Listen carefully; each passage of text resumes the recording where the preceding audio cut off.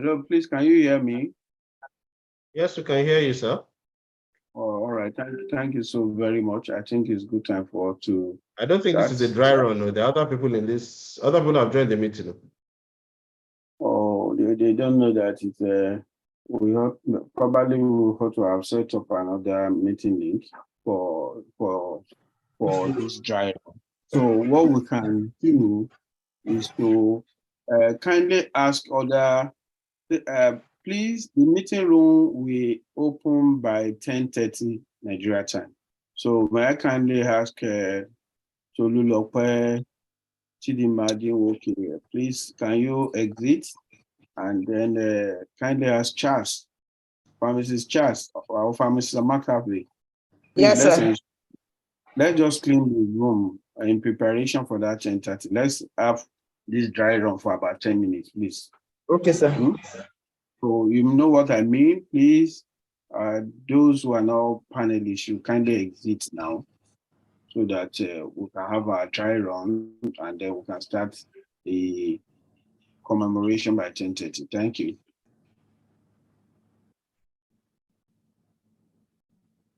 So Charles, please don't open the meeting room for other people except the panelists.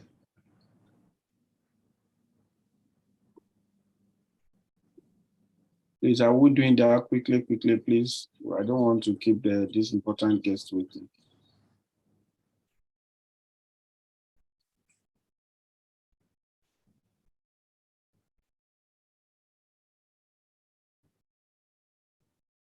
Please, thank you. Is Charles in the house, please? Yes, sir. I have locked the meeting, so nobody can join for now. Okay. All right. So thank you so very much. That means we can proceed now. Yes, sir. All right. Thank you. Thank you so much. You know, I don't know how many of our guests are in the house. I saw. Okay. So you know, Pharmacist Emeka, you are welcome to the house. Yeah. Good morning. Good morning, everyone. Good morning. Thank you so much for. Good morning. Okay. Pharmacist Emeka, you are welcome. I don't know whether any of our international guests is in the house now. Yes, I'm here. Oh, thank you. Emmanuel Ireland. Yes. From Emmanuel Ireland. Thank you so much. Thank So, you. this won't have to be long, and then we can rejoin if you are busy later by 10:30. So, the first thing is that Pharmacist Shina Okwanubi will be doing the coordination. So, he's going to run the program for us. Like I've shown on the WhatsApp that created, this program will start with an opening prayer, and then we will do a opening remark, then you have a keynote address. So once we have the program will roll according to what we have specified. But the most important thing for us is to ensure that there's decorum in the house. Our Pharmacist Charles and Pharmacist Omoka, you will have that role. Ensure everybody is muted, and then the speaker, the person who is speaking, will be on mute, and then we can run a smooth program. All right. So we'll all have idea of what the program content will be. After the presentations, there will be panel discussion, and then we ask questions. Our international guests and our development partners, that's Integrity and PSM Foundation, will respond to these questions. And then if Shinopanobi has any follow-up, then you can also ask questions. I don't know where there is a backlog there. Where would I get the questions from? Okay, so I've sent you some of the questions. For our development partners, the question is just around what they have done to extend pharmacy services in brief, and what their next steps is going to be. For our international guests from Ghana and from Kenya, is about the extended services in those countries and how they got there. And then if there are more that they want to do, they should share with us, just as we are sharing with them. So the idea is to learn from each other at that point in discussion, and then let our members know what the development partners have done, and let them be in anticipation of what they are going to do. That's the essence of that panel discussion. So do you get the point? Okay. I'm trying to. You said you sent me some questions. Where? Let me see. You are not on that chat room before. Let me. Okay, Wumi is trying to enter, but she says the meeting is locked.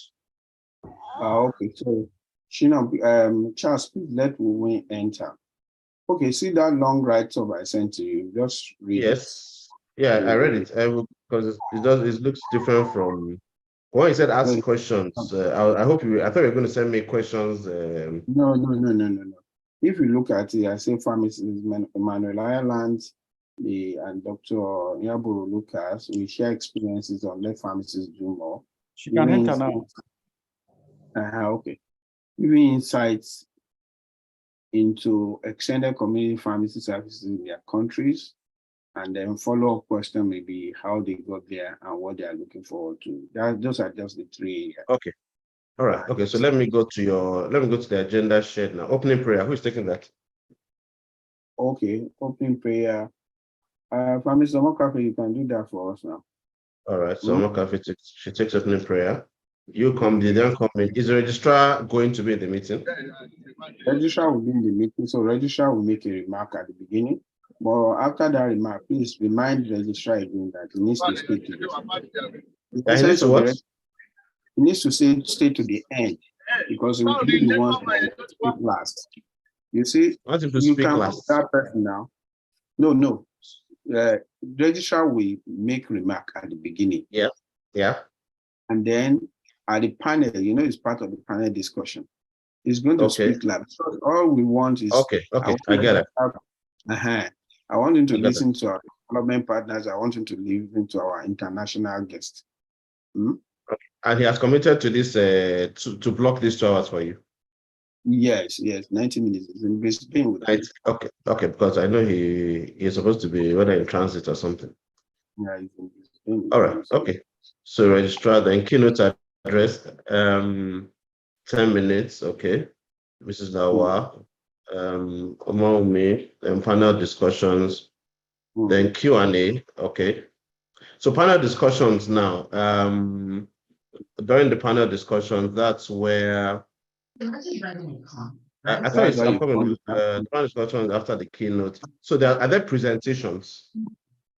Yeah, presentation from Mrs. Lawa is a sensitization program for the formation of Nigeria Pharmacists Asthma Care Program. I think I've seen Professor Cyril Usifo, and I would like to just welcome him. Okay, that's PSM president. Is it at what point do we bring him in the agenda? If he's part of the meeting. Are you sure that's PSM president? No, I don't think he's the one. But if he's the one, the moment we see him, he has to come up and speak. Okay. All right. Okay. Okay. So so the two presentations we're talking about now is it Mrs. Lawazon and those are the two presentations you refer to in what you sent to me? Yes, exactly. Okay, good. Then after that, we then take the panel session, and the panel session is who now? PCN, Ghana, and Kenya. Yeah. No, those 3 people. The panel session is Dr. Emmanuel from Ghana, who is the head of the Community Pharmacy Association. Dr. Lucas from Kenya, who is the immediate past president of Kenya Pharmaceutical Society, and then registrar, and then pharmacist Emmanuel from Integrative, Emmanuel Kafwa is there. Ijoma from Integrative. PSM is also there. Okay, so that's 5 people on the panel. Mm. 5 people? Yes, sir. Okay, all right. And what format is it going to take? They just make their opening statements.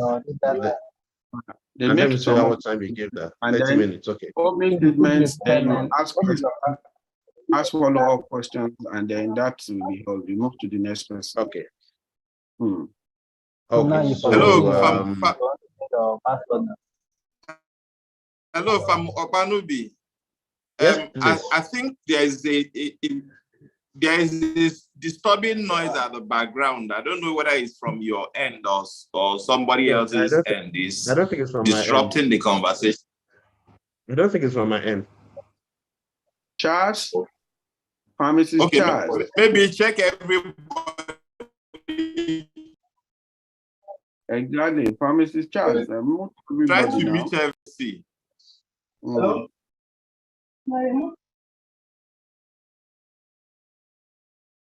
All right.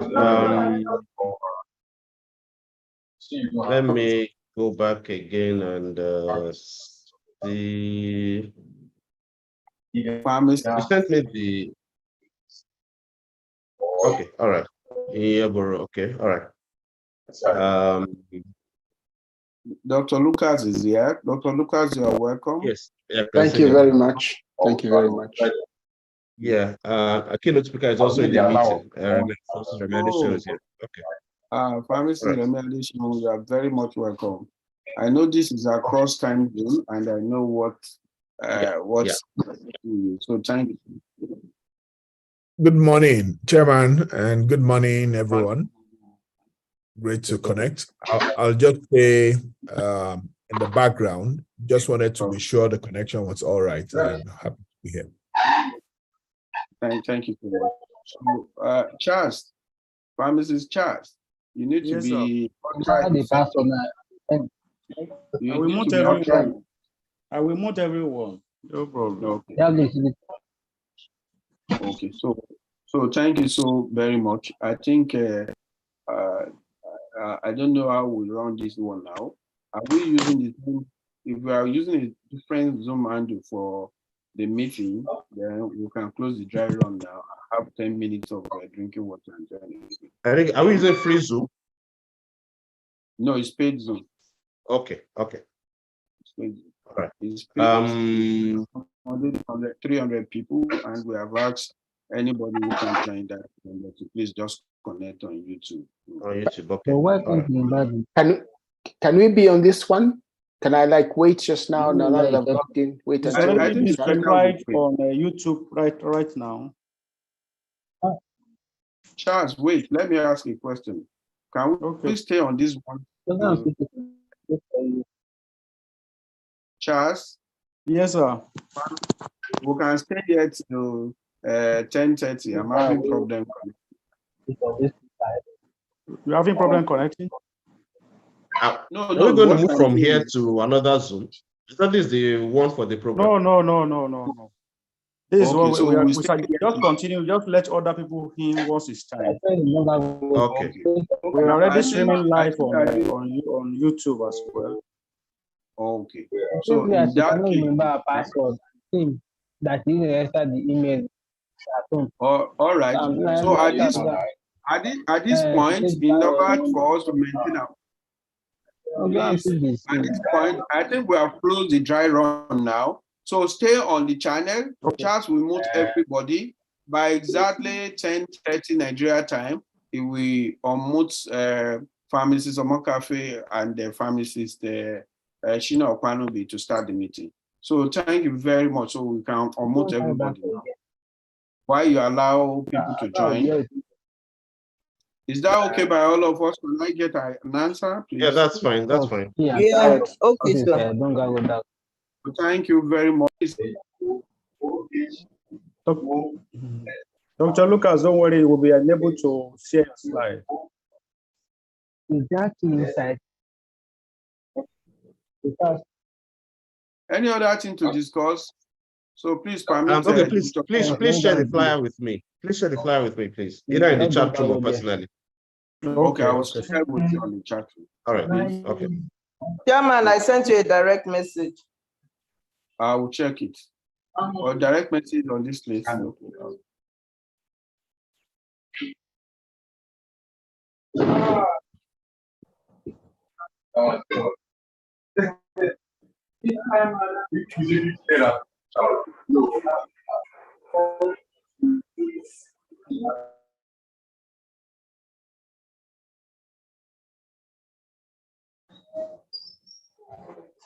Yes, ma'am. Okay, that's good. Yeah, we'll add on to share. Yeah, that's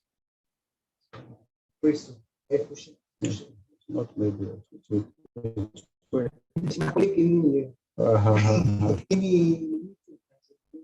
Then okay, tó bá yẹ pé ẹ wọlé pẹ̀lú ẹni lè admit people. You will not be able to admit people.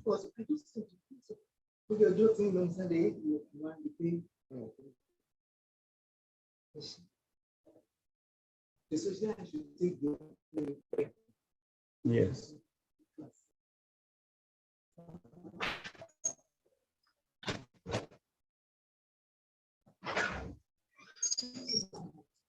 Mo ṣe tán mo ti tán pé ní wọ́n ti múná dé.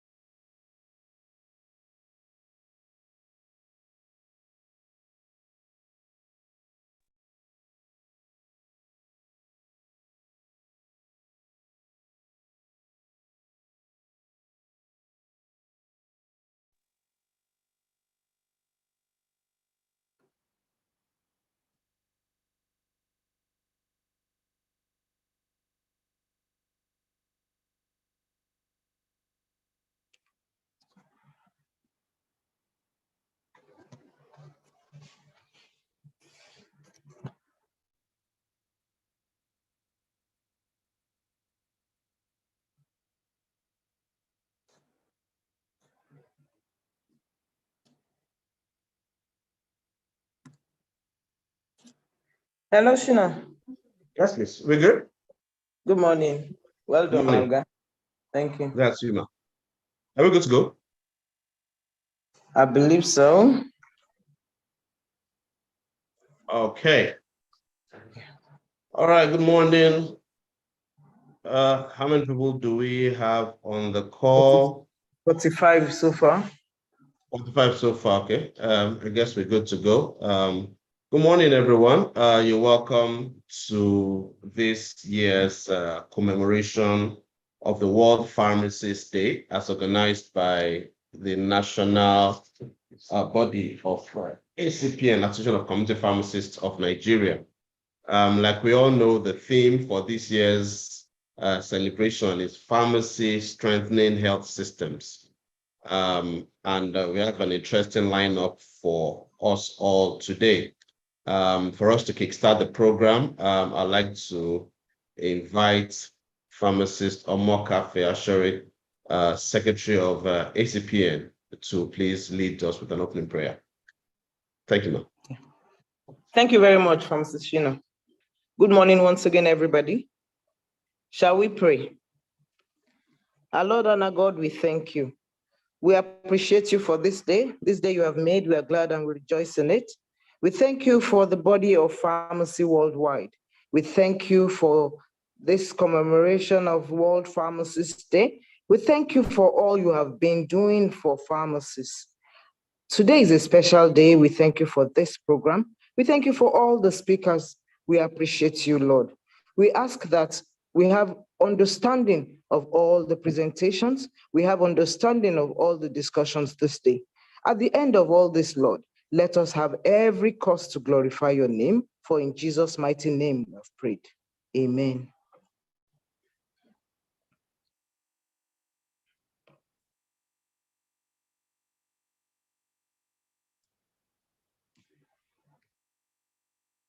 All right, amen. Thank you very much, ma'am. At this point, I'd say we are good to go. Ladies and gentlemen, dear colleagues, this program is scheduled to last till about 12 noon. And so we'll be doing a lot of work from this end to make sure that we deliver this project right on time. We implore all our guests, everybody connected to this meeting, to please ensure that their devices are muted. And if by any reason it mistakenly gets unmuted, please do well to mute yourself so that we can have a smooth meeting.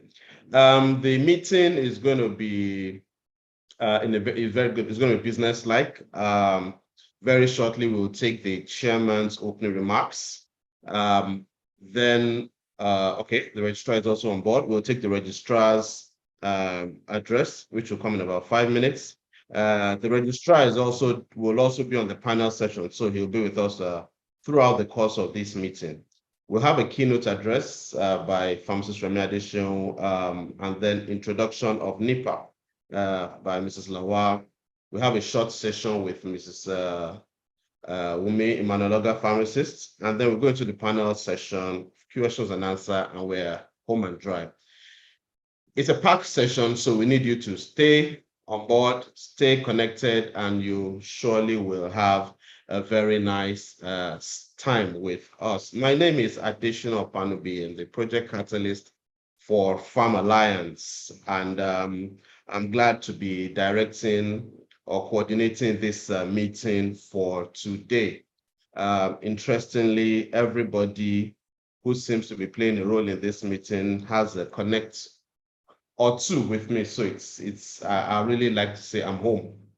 When I got the invite from the national chairman, based on the way things are currently, I've just said, I'm very busy. But coming from him, the default answer is always yes. They will now ask, what else? What do you want us to do, sir? And so here we are. I trust that we all will have a good time together. All right, ladies and gentlemen, I'd now like to invite the national chairman of ACPN, Prince Adewale Oladibolu, to please share some opening remarks with us coming from his office. National Chairman, over to you, sir.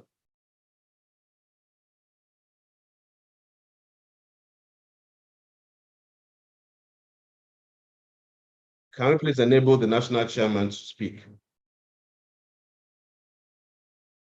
I think he's presently off the call. I've been trying to search for him. Okay, all right.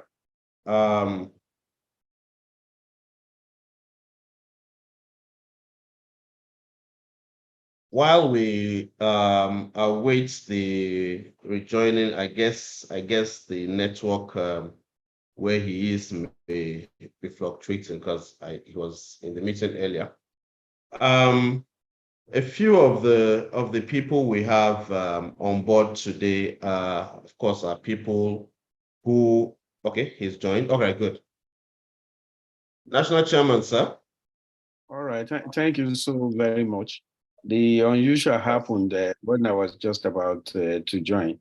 So, and I say happy World Pharmacists Week to all of us.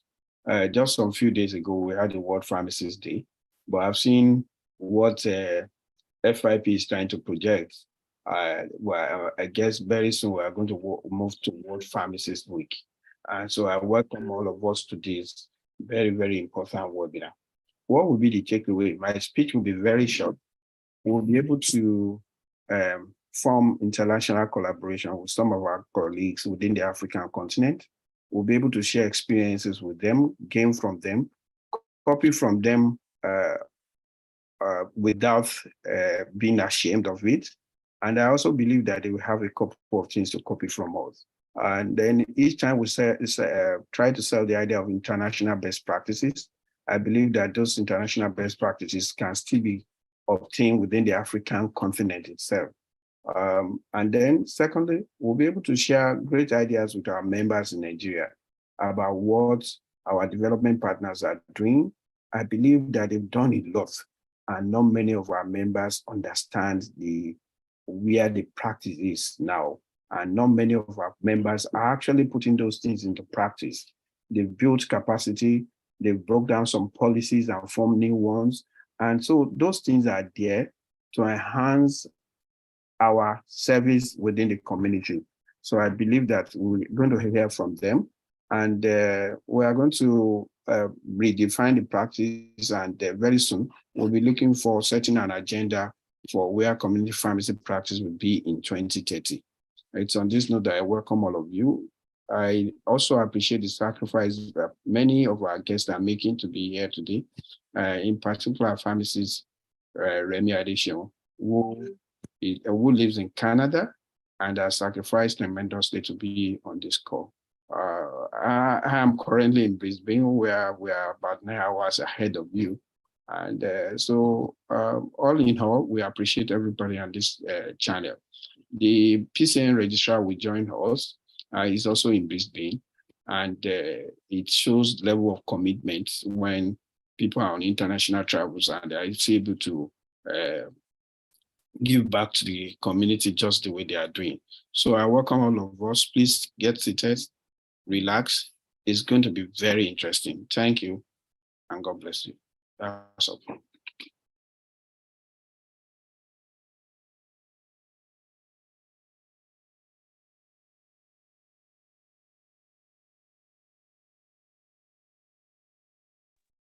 Thank you very much, Mr. Chairman. All the way from Brisbane, it shows that the world is truly a global village. I'm aware the registrar is also with you somewhere there in Brisbane. And so while the registrar prepares to speak, I'd like him to please get ready. Please, I need confirmation that he is in the meeting. I just want us to, while, sorry. Oh, my red sir. I tremble at your voice, sir. All right, sir. So very shortly, I'll call you up. I just wanted to have a sense of where we are all connected from. So I know the chairman and the registrar are speaking from Brisbane. Our keynote speaker is speaking from Canada. Which states are on the call now? Can we just type in where we are connected from? I look forward, I'm watching. Just in case we have other international. Okay, Obiagiri is from Lagos. That's ACPN EXCO member. Where else? Where else? Sabah, okay. That's Delta State of Sabah, Ogun State, all right. Okay, Lagos, Ogun, that's our speaker there. Bayelsa, all right, that's good. Enugu, well done. Abuja, okay, Abuja, Akwa Ibom, okay, Niger, Kwara. Great, great. All right. UK, that's good. ACP has gone global. Taraba. Okay, okay, fine. Fantastic. All right. This is awesome. Awesome. Awesome. All right. Okay. ACPN Lagos, Tuluaja. You're welcome, sir.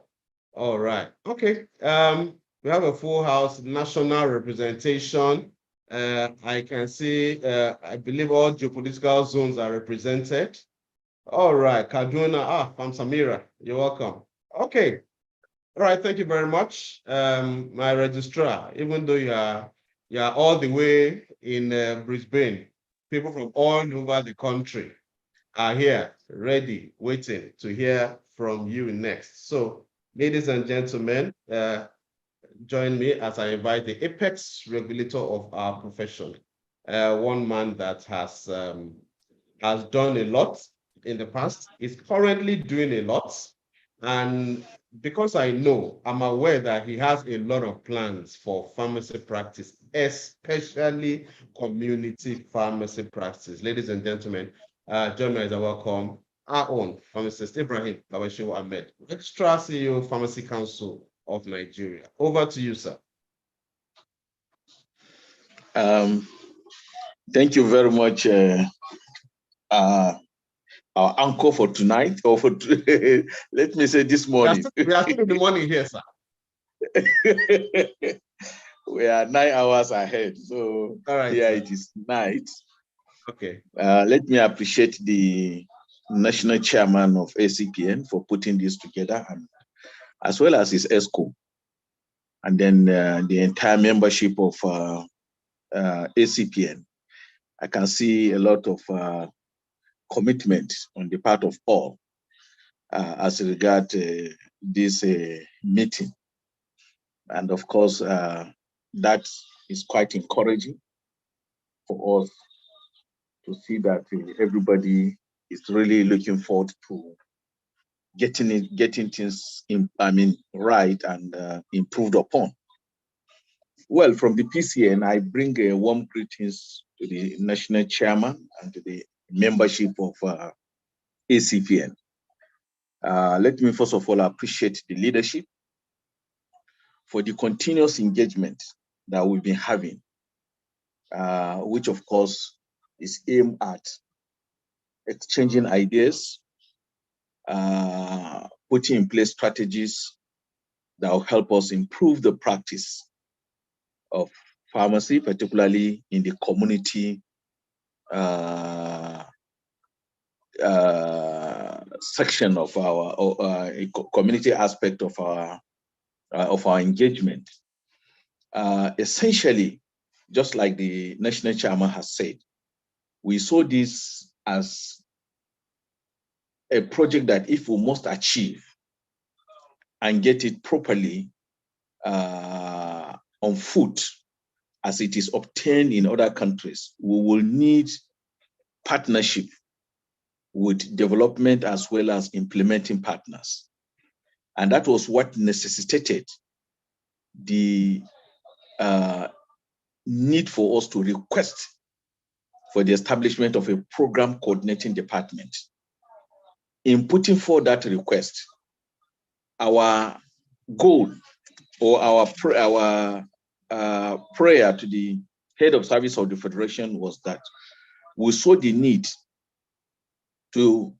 for the imperative of new regulatory frontiers, particularly that just regulating the sector without really connecting it to the service delivery component makes no much impact on the health and well-being of the citizens.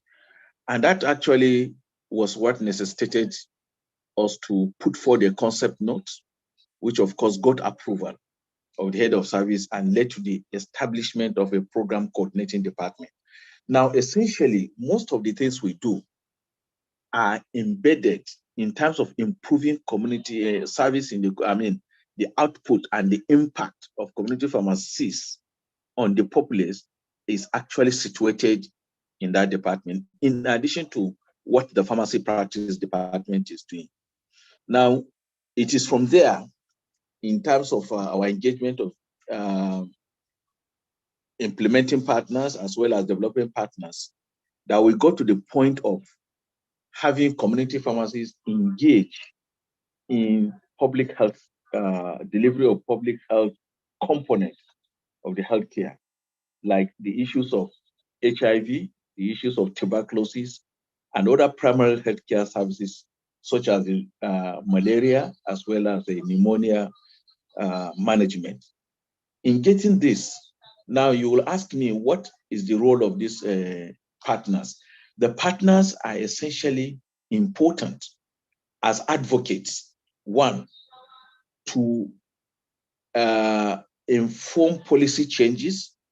Two, they are also important in terms of engaging on our behalf with the policymakers, like the Ministry of Health, because coming from them, especially that they will present it as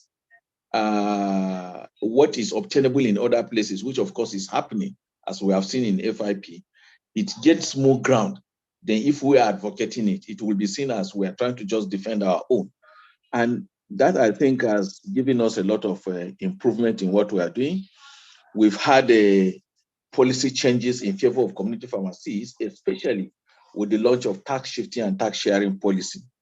And based on that, we have also developed service protocols, which will enable community pharmacies. Since we are now involved in the delivery of primary care services, there is need for us to have protocols that will guide the conduct of service delivery as far as these new areas are concerned. Let me also appreciate the ACPN National Chairman and membership for the support we got from them in putting out a new compendium. We used to have a compendium that, of course, was first established in 2005. But indeed, you can see that the pharmacy practice has gone beyond what it was then. Now we have a new compendium, which, of course, will be unveiled by the Honorable Minister of Health. And that compendium, of course, has further opened up the new areas of endeavor for pharmacy profession. And of course, as it also related to the community pharmacies. Whereas we used to have a 4-part compendium, we now have a 9-part compendium. And instead of calling it compendium of for pharmaceutical care, we call it compendium as it relates to service delivery. Because this time around, we're talking of public health, which of course has a place in community pharmacy. We're talking of online pharmacy, which of course also have a place in community pharmacy. We're talking of logistics and supply chain management, which is also another part, which also have a place in community pharmacy. In addition to a section of that document, essentially dedicated community pharmacy. We have also worked with community pharmacies in terms of improving service delivery at the level of the PPMVs through the hub and spoke model. What it will interest us to know that the feedback we have gotten, initially there were resistance, but the feedback we have gotten from community pharmacies engaged in this is that in the end, they are also happy that they have contributed to improving what the PPMVs are doing. And unlike what it used to be, the PPMVs are also happy to see community pharmacies giving them guidance and supervision. These are a few things. And at this point, let me also say that in our efforts to improve or to enhance our ICT service delivery, we recently received some donation from the national chairman and the expo of some computer system, as well as a promise to support us in terms of enhancing our internet facility. And for this, we very much appreciate. But let me also state that we are now deploying a new inspection tool, unlike what we used to have before, which in the end is like subjective. every component of the inspection checklist is now giving some points, such that in the end, it's what comes out as total mark that determines the recommendation that comes from the inspection report. It's not like people just use their discretion. It's no longer discretionary. It's now going to be very, very objective in terms of what the inspection reports will look like. And that will go a long way to save everybody from accusation and, of course, accusation of bias and maybe any other thing, as if maybe some people don't want others to exist. Let me stop from this point. But in going forward, which of course I will wish to leave for the end, is I want to request that we need to improve on our documentation practices. Because where we are going now, we are trying to now, we have integrated ourselves into the formal healthcare system. And by that, we need to have data to show within the health management information system of the Ministry of Health as to the extent of the contribution into the healthcare system in terms of improving the health indices of the country, as to the extent of contribution that is coming from the community pharmacies. So we will appreciate an improvement in documentation processes. Thank you very much. All right, my registrar, always a delight to hear from you. Just when you think the registrar has done everything he should do, yeah, he just does a little more to keep us blown away. Thank you very much. We recognize the giant strides you're making in spite of the obvious challenges you are facing. And we trust that this partnership will continue to wax stronger. ACPN, thank you very much for putting your money where your mouth is, supporting the activities of the registry, and making sure that together we deliver a better practice environment than the one we met. I would like the keynote speaker to be on standby now. But before I bring him up, ladies and gentlemen, I'd also like to recognize the presence of partners who are on this call. Ladies and gentlemen, in this meeting, we have from Integrate E program of the Science for Family Health, Pharmacist Emeka Okafor. He's a panelist and he'll be joining us on the panel when the time is right. Next, I would like to recognize also pharmacist Ijoma Wankwo of the PSN Foundation. She's also on the panel, and at the right time, of course, we'll bring them on board.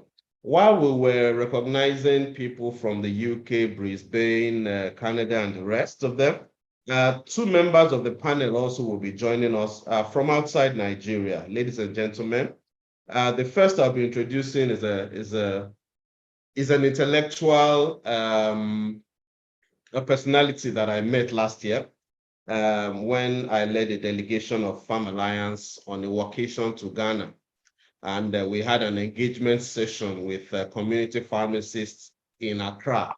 Ladies and gentlemen, the chairman of the Community Pharmacy Association in Ghana, Dr. Emmanuel Ireland, is in the meeting.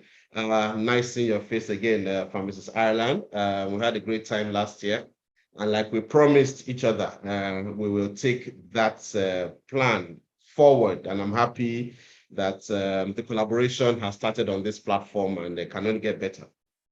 Also, we have in our midst the national chair, I think the former national chairman, if I'm not mistaken, of, sorry, let me double check my facts before I, okay.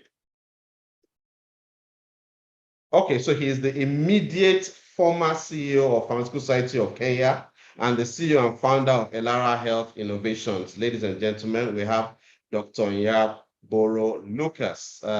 He is here with us also in the meeting. He is on the panel. Interestingly, we were supposed to be in Kenya this year to continue our continental vacation, but that's for Farm Alliance, but unfortunately, we are not able to make it. I would have had the opportunity to meet you one-on-one, but now that we are connecting on this platform, I'm sure we can make it happen for next year. All right, ladies and gentlemen. So those are 4 of the panelists who have been introduced. They will be coming together on the panel session that comes after the few presentations we have that come after a keynote session. The registrar will be joining them on that panel discussion. Now I bring up for a short keynote, the keynote speaker for today. He is somebody who, after I have built all the compartments in my life, he holds one special place in the top compartment. He took me on as a little boy when I was, well, I call it PANS politics, or PANS activism or PANS rascality. I don't know what it was at the time. But then I know at the time he was the country manager of Janssen Silag, and then I was secretary of PANS, and that was where we started from. I think I spotted a shining light. He too spotted the light that needed to be shined. And then from there, we took it on. So Francis Remi Adesina is the director, Africa at Salient Advisory, ladies and gentlemen. He is a pharmacist, a proud graduate of the University of Lagos. There's not going to, I mean, now this is Lagos. So any other great whatever, just wait where you are. Mr. Chairman, why are you omitting you? Why are you opening your camera? Not to start something. If the director and the keynote speaker are from Lagos, just accept. And let's keep moving. All right, ladies and gentlemen, he's also an alumni of the Lagos Business School with over 20 years experience in the healthcare industry. 16 of those years were spent, that's between 89 and 2005, were spent leading multinational pharmaceutical organizations such as Sandoz, Novartis, and of course, like I said, Janssen Silag, where I met him at the time, where he retired as a country manager in 2005. Ladies and gentlemen, he's an entrepreneur with a successful medical technology company, Rodot, specializing in renal dialysis and water treatment equipment. He holds a merit award. Okay, can I just with no, sir. Can I just beg to interrupt you and thank you for the very effusive introduction. Thank you, Pharmacist Shino Anubi. Okay, sir. And also a very big appreciation to the chairman of the Association of Community Pharmacists of Nigeria, ACPN, Pharmacist Adewale Oladigbolu, Prince Oladigbolu, maybe a new Alaafin of Oyo. Anyway, let me just limit the protocols because I see that we're trailing behind schedule to recognize the registrar as well of the Pharmacists Council and all other eminent persons who are on this call, especially the panelists and the other presenters who will be sharing their knowledge and wisdom with us on this occasion commemorating the World Pharmacists Day. Now, my approach will be to follow the sages of the past. I've done quite a number of PowerPoint presentations in my time, but it looks like these days I'm tending more towards written speeches. And this is going to be a short, it's more of an opening remark than a keynote address because you don't deliver a keynote address in just 10 minutes, right? But the principle is the same, just flagging off conversations, setting the tone, and hoping that we would all rally around a call to action, some of which inadvertently, fortunately, are already been identified. I had the registrar mention one of the calls to action that I had listed as something that is also advocating. So with that, I'd like to say that it's a pleasure to be with you. And the forum today is not just about celebrating our noble profession. Essentially, we want to delve a little bit deeper into that transformative potential that pharmacy has to strengthen the health system, not just in Nigeria, but we'll see the cues from other parts of the world where that is already in current tense. So it's not just about starting something new in Nigeria, but it's something that is becoming the norm and the standard in other parts of the world, including in Australia, where the chairman and the registrar currently are. I'm sure they'll bring back a lot of examples. My approach will again be to say, when we talk about pharmacy strengthening health systems, we need to unpack that a little bit just to get a sense of what is this approach called the strengthening of health systems? I'm sure we don't need too much of a reminder that the global journey to what might be the first attempts at recognizing that a systems approach is required was when the primary healthcare was identified as the cornerstone for health systems across the world in the Alma Ata Declaration. That was in 1978.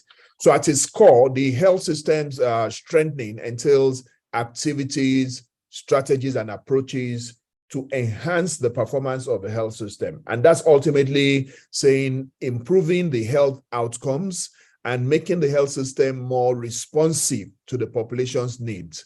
One key component of it is that aspect of financial protection against health-related adversities, which is at the core of the universal health coverage. So essentially, the health systems are everything that is involved, from organizations to people to systems that allow the prevention, promotion, and curative aspects of health to be delivered. So it's very broad. And that broadness is one of the things that led to the inability to achieve it in full. You know, if you remember the Alma Ata Declaration, it was targeted at the year 2000 to say health for all by the year 2000. But because of that breadth of the vision, many countries, especially in the low and middle income countries, were only able to focus on vertical programs. As the registrar mentioned, some of the public health interventions are targeted at malaria. So you would have a program going on in malaria. Some are targeted at polio, some are targeted at TB, HIV, and those kind of things. And that verticalization has been confirmed as being incapable of leading to the most optimal performance of health system. That's why in the 2000s, there was a rise in the approach of taking a system-wide view, looking at the 6 health system building blocks that the WHO has identified. And I'll just make quick reference to them shortly. But by way of that, tracing where we're coming from so we can understand how best to connect with this and make impact, 2000s marked when health system strengthening started. And with the discovery of the fact that if you have health systems, you have the supply side, you have facilities, and the demand side is weak. And when it's weak, it means that people are not assured. They live in anxiety that what if a major health issue happens, that would I have enough in my pocket, especially in countries like Nigeria, where we have almost 70-75% of the populace paying out of pocket for health services. So UHC became a cardinal approach, and that's incorporated with the Sustainable Development Goals. It's all about the health strengthening. And finally, the health security aspect of it meant that in doing health system strengthening, you must look beyond just the routine care and preventive services that are the most countries are used to, but you must prepare for pandemics. So health system strengthening goes beyond routine healthcare delivery into the responsiveness to pandemics, as we saw with the COVID-19. Countries that have weak health systems typically fared worse with the COVID-19 because their health systems were already bottlenecked by the various challenges and constraints that they faced. One of the things the registrar talked about is the integration of systems approach, and I will come to that later. But just as a quick reminder, globally, the WHO recognizes 6 elements of the health system. So when we're thinking of the pharmacy practice, community pharmacy in this instance, of strengthening health systems, it's helpful to remember the building blocks so we can channel our efforts in a very strategic way to make the greatest impact. Service delivery is what marks us out as community pharmacists, because you are the frontline pharmacists and you are the ones who are engaging and interfacing with the populace and therefore the face of the profession many times. So ensuring that the service you deliver is effective, is safe, and high quality is really critical. And it's necessary to look at opportunities to strengthen the health system through the service that you deliver. The health workforce, we all have had the stories, the dwindling numbers, not just in terms of production, but in terms of exodus of those that are already in system that are contributing to workforces in other countries, and thereby worsening the pharmacists to population ratio that is already quite low. The third element of the health systems building blocks is the information systems. And if time permits, I intend to share with you some of the stats. We recently did some landscaping work for the Lagos State Ministry of Health, looking at the digital infrastructure and the digital adoption amongst the main channels of healthcare delivery. And we looked at pharmacies and PPMVs as well. And some of the findings are quite interesting. As low as it is, pharmacy still holds its head high, as being one of the highest adopters of digital innovation in Lagos State. So that's something that can be built upon. And the other aspect which connects us to the health systems is the access to medicines, to essential medicines, vaccines, and technologies. So if you look at the core of your practice, this is the center of it. In being able to deliver the professional pharmaceutical care, you also need the products that many times are often involved in promotive, preventive, and actually curative services as well. So the access to medicine is the fourth. And the last two are related. Financing is a very important part, because one of the challenges is that even if you build all the functional community pharmacies and PHC level services, if the ability to access it, the demand side is weak, then there is a challenge. And that's where the linkage between UHC and financing comes. Ensuring that everyone can access the health they need when they need it without suffering financial hardship is one of the innovations that pharmacists need to be contributing to thinking about. How can micro insurance in health become a standard? Which organizations can you partner with as community pharmacies to create this access for your consumers? And finally, the leadership and the governance aspect of it.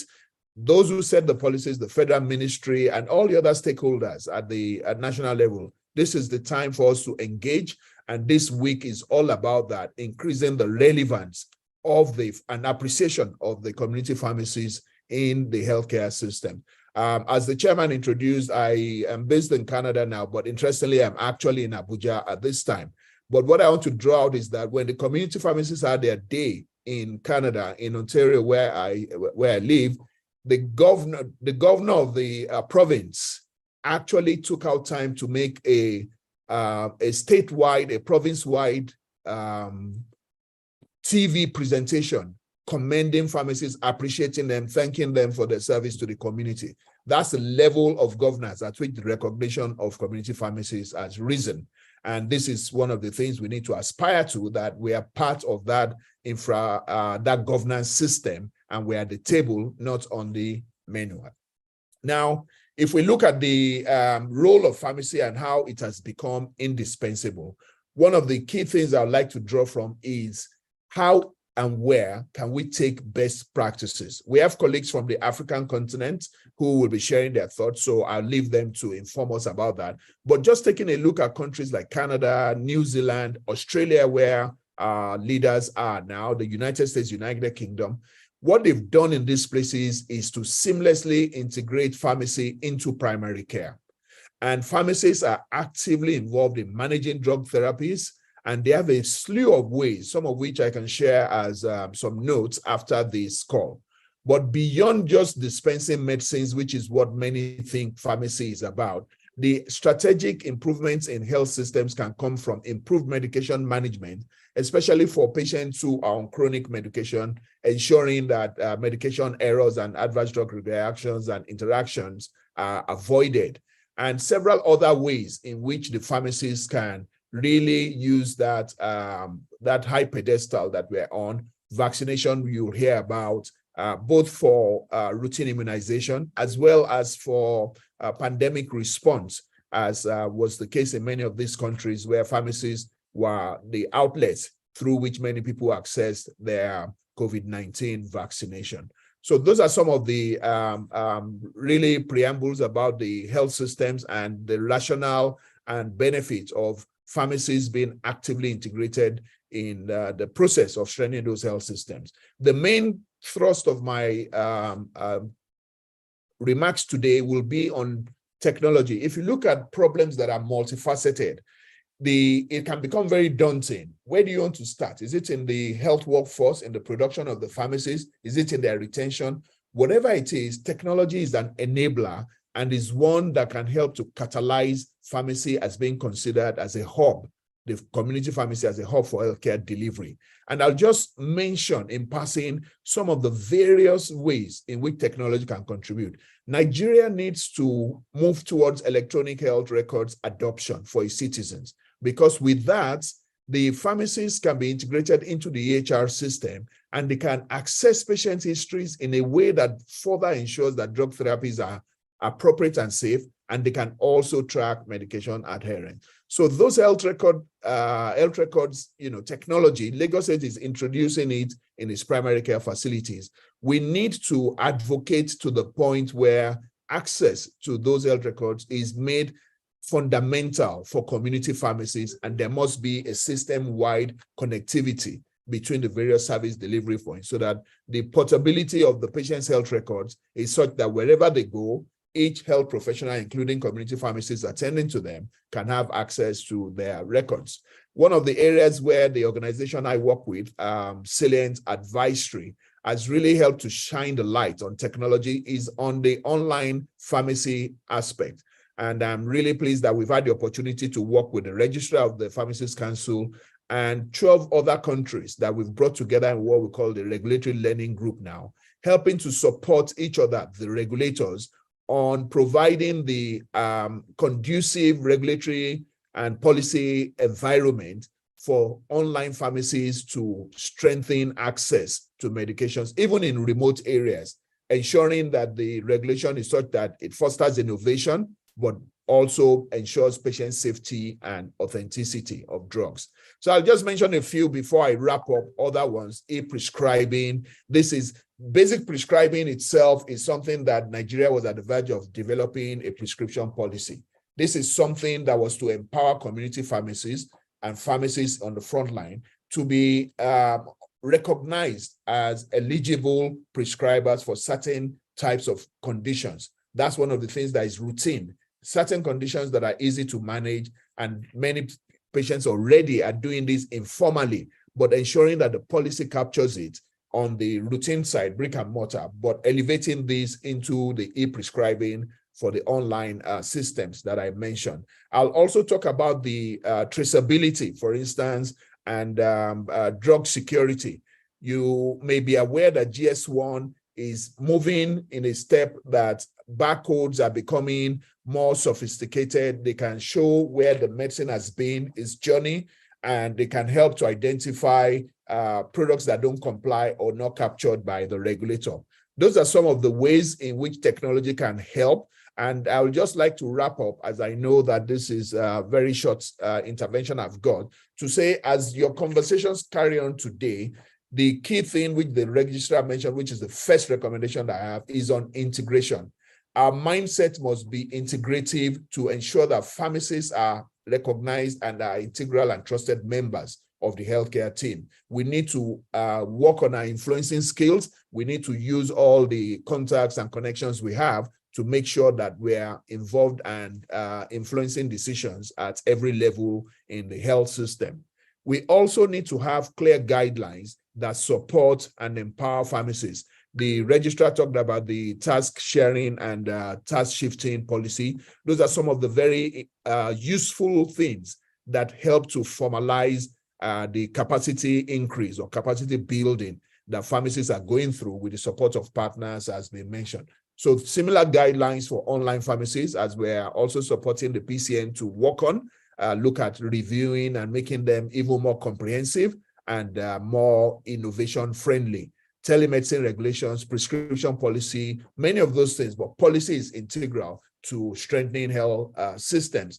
And technology, like I mentioned, we need to embrace technology. I said pharmacists are doing great, but if we have the chance, you'll see that the type of digital adoption that is common in most pharmacies is mainly the payment systems and some basic inventory management. There's a lot more clinical decision-making support that can be done, and embracing technology from a mindset standpoint is something that can be pharmacists' way of further contributing to strengthening the health system. And the collaborative spirit. The collaborative spirit, those who designed the University of Lagos pharmacy curriculum ensure that it was embedded in the College of Medicine. So all the health professionals were trained in the same facility. They took the same courses. So that collaboration was built in. Wherever possible, this would be my recommendation to create greater integration from the beginning of the training of pharmacists. So what I just want to leave you with is that where we stand now essentially is at the nexus of tradition and innovation. And the role of pharmacy in Nigeria's healthcare landscape has never been more pivotal.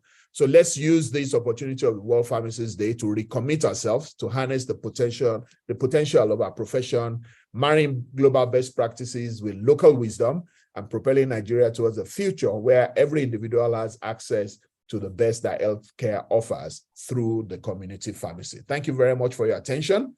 And I look forward to the productive conversations ahead. Thank you. Whoa, whoa, wow. Short but punchy. Well, for people like us, we didn't expect anything less than this magnificent presentation. Thank you very much. It's always a delight to hear you speak. And you can be very much assured that ACPN under the current leadership will build programs that will leverage most of the things you have spoken about, and like we say, always say, drive this profession to where it truly belongs in the scheme of things.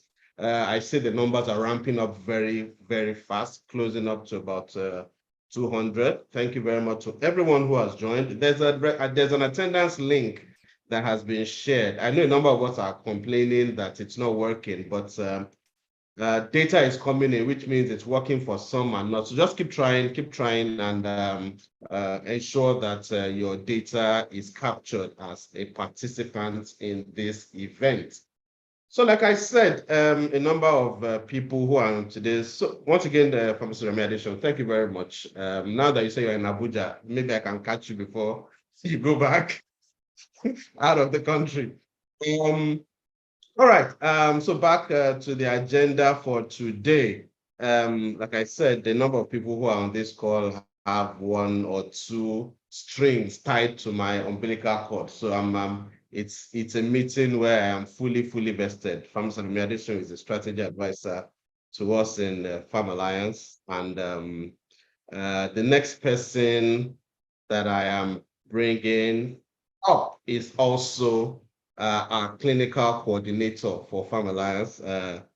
Interestingly, today marks her last day on the 5th floor, caused by the stroke of the bell by midnight. The elevator would have delivered her onto the 6th floor. Ladies and gentlemen, join me in welcoming pharmacists Folashade Olufunke Lawal, the founder CEO of Victory Drugs, as she introduces to us another novel program from the stables of ACPN, and that is the Nigeria Pharmacy Asthma Care Program. Ladies and gentlemen, I'd like to once again now invite Pharmacist Folashade Olufunke Lawal to walk us through this innovative program. My Sisima, over to you.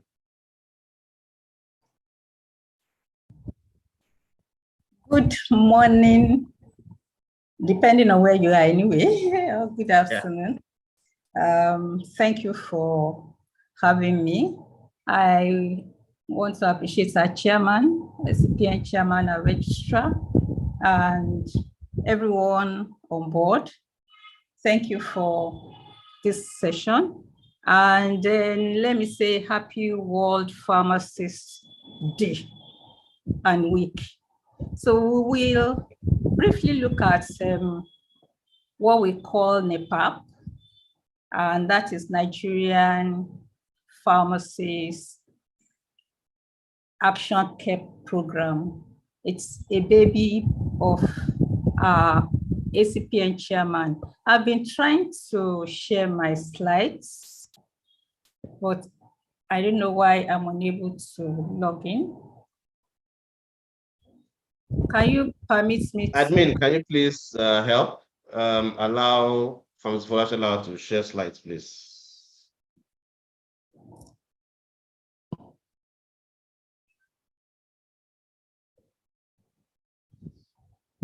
please enable her. And if you've done that, just let her know via the chat that she's been enabled. Please try another one. Okay, Ms. Lawa, please try and share again. I'm not saying my desktop. You're not saying what?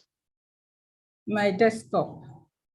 I'm saying you on the okay. on the background.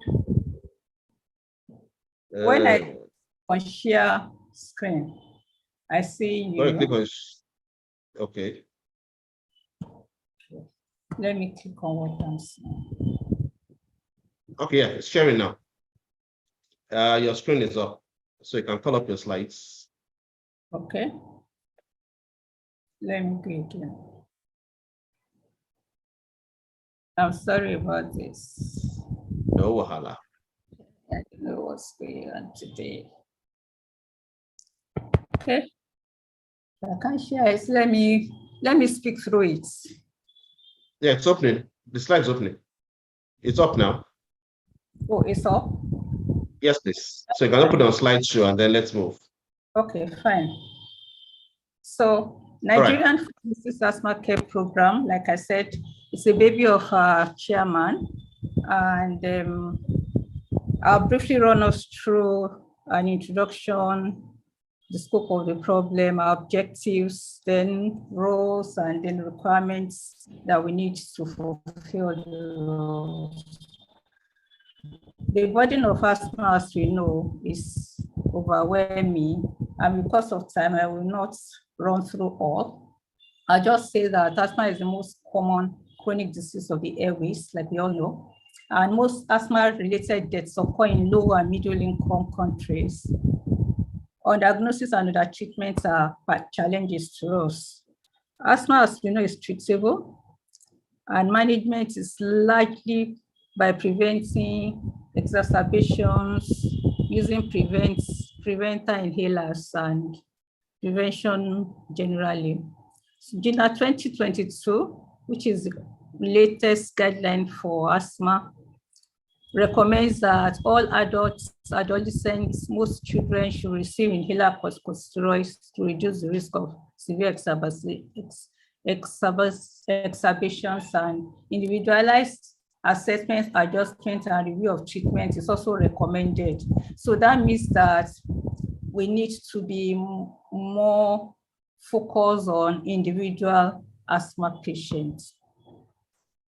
Now let's look at the problem that is confronting us as pharmacists now in asthma.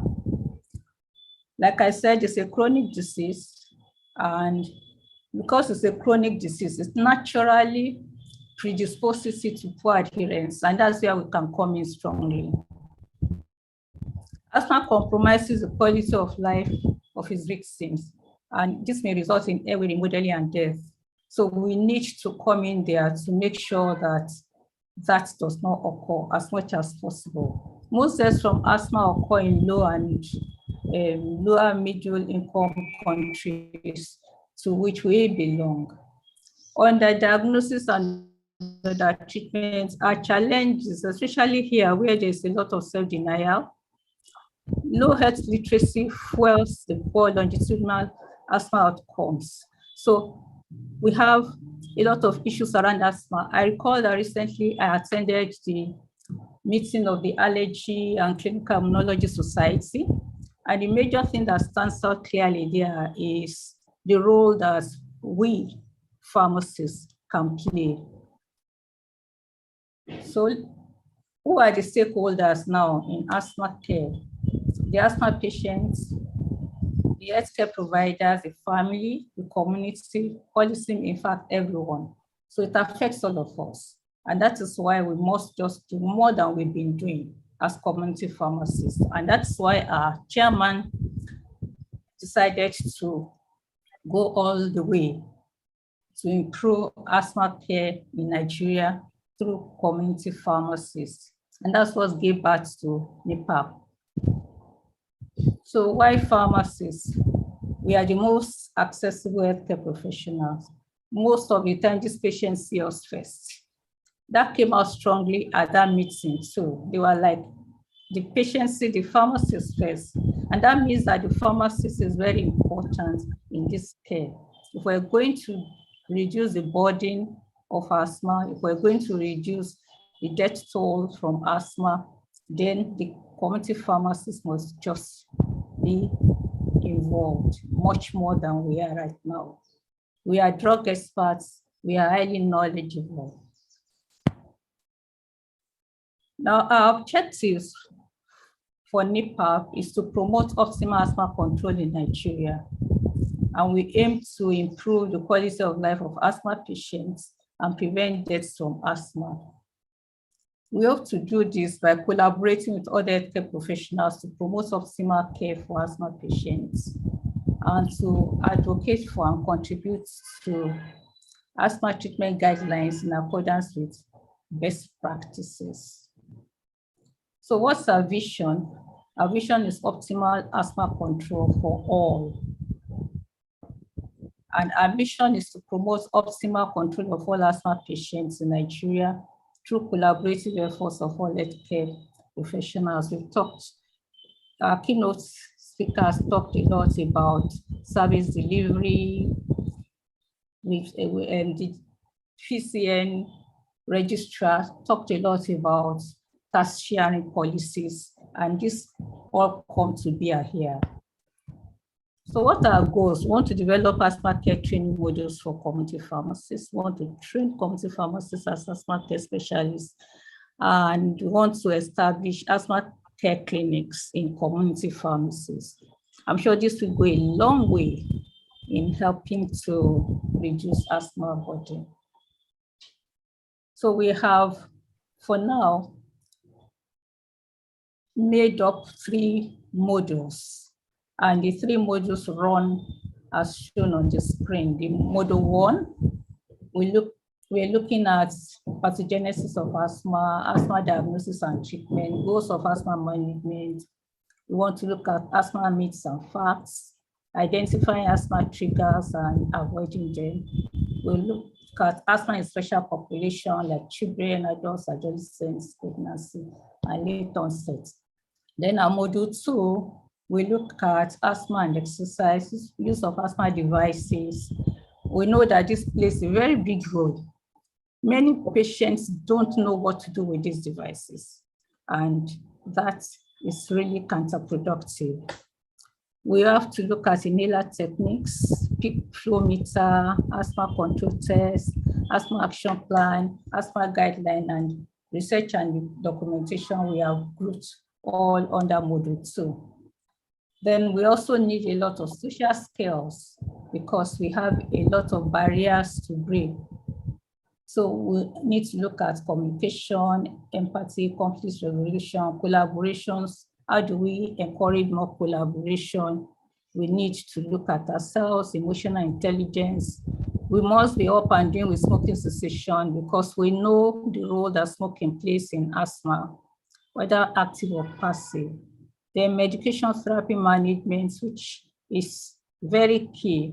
We need to be able to help our asthma patients review how they use their drugs and address adherence issues, which are a lot.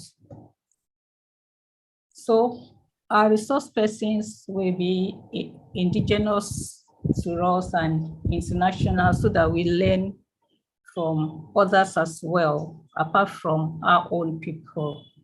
And we are already making a lot of efforts there. We're working with our sponsors to source the resource people. So our plan is to have virtual lessons and the physical.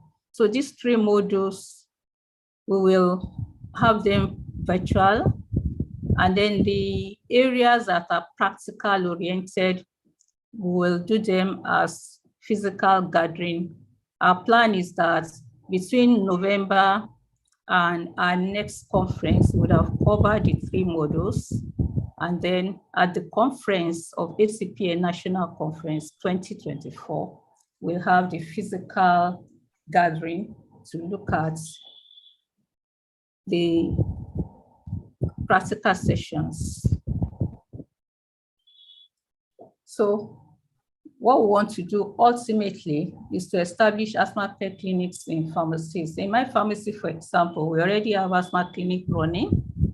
And it's so interesting to know that a lot of patients don't even know what to do with their devices. There's a lot of education that we need to give out there to the patients.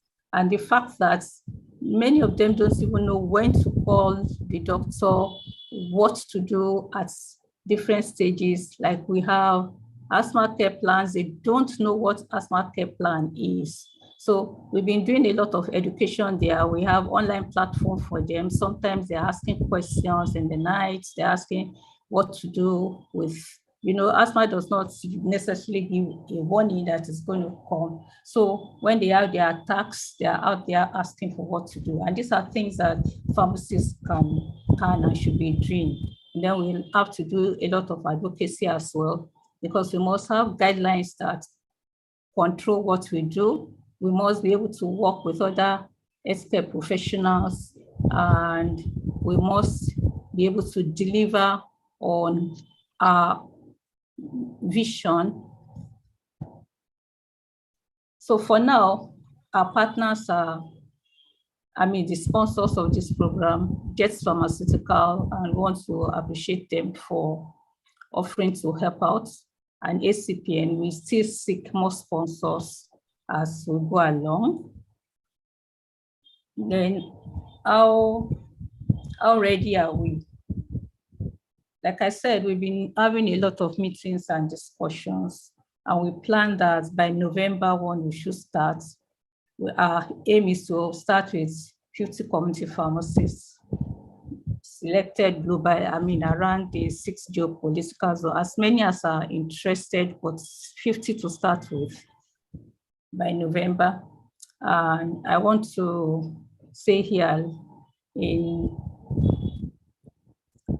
I want to challenge us here, like my chairman did, to say, let's go, because we just have to go. There's a lot to be done, and we are best positioned to do it.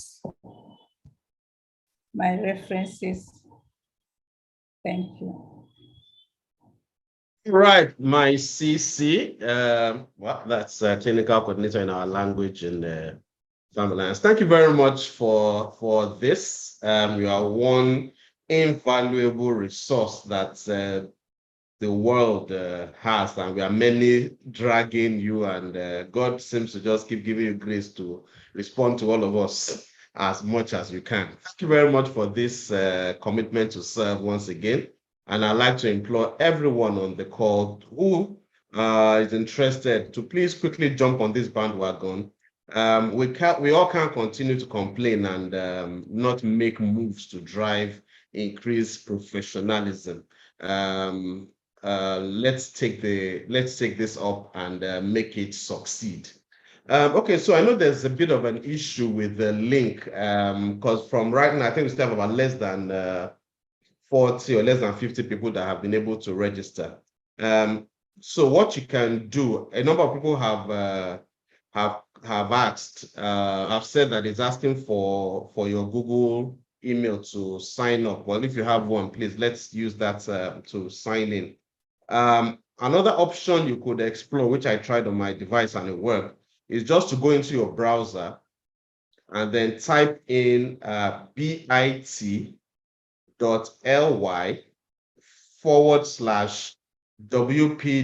that's World Pharmacist Day, SEP, that's September 2023. bit.ly/WPD SEP 2023, and it should take you to the form. Let's try that and see how it works. The number of those who have successfully registered is less than a fifth of those of us who are on this call. So please let's try that option. bit.ly/WPD SEP 2023, and let's get this going. Next, I would like to invite once again another shining light in the community pharmacy space. She is our vaccination project lead at Farm Alliance also. And I'm glad that our national chairman has also been able to corner her to higher duties. Pharmacist Omowumi Emmanuel Oga, founder CEO of EXC Pharmacy. Kindly unmute yourself. Let's see your face and let's get this going. She's one pharmacist who not only runs a vaccines clinic, just like we have pharmacist Lawal, Victory Drugs. There's actually a separate legal entity at Victory Drugs, which is the vaccines clinic. And pharmacist Omowumi Oga also runs one. And her pharmacy actually is involved in NPI vaccination, accredited by Ogun State under the Ogun State Primary Healthcare Development Agency. So things are happening in the community pharmacy space, and that's why some of these innovations are coming up, so that we can begin to see what people are doing, and then of course take a cue from them and let these lights shine forth. Pharmacist Omowumi Emmanuel Oga, over to you, please.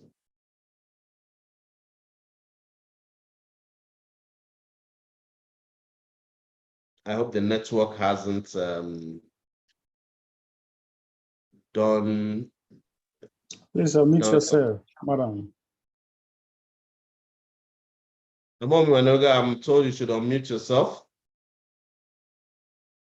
I know you'll also want to share slides, so please let's help ensure she's able to share her slides.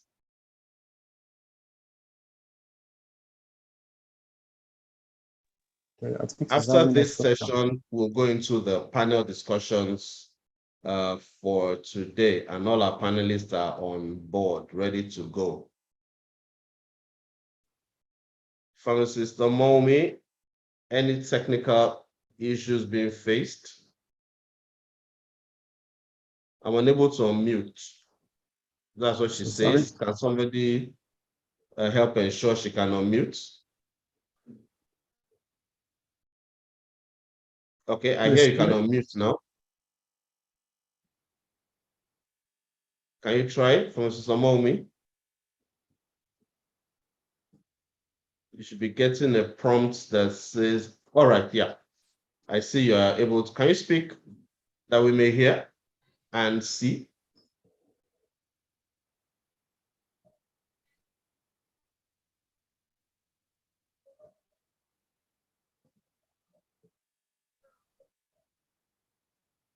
Pharmacist Omowumi?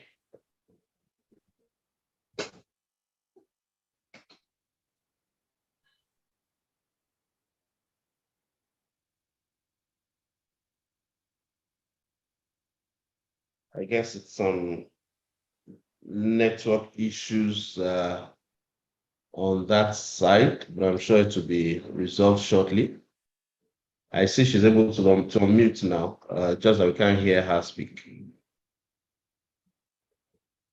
While we wait for that to resolve, please let's, if you can click the link in the chat, please go ahead. If you can't click the link, just type it into your browser, bit.ly/WPD SEP 2023. That's World Pharmacy Day, September 2023, and you're good to go. Let's keep that. Let's get the list filled up while we wait for Pharmacist Omowumi to resolve this issue.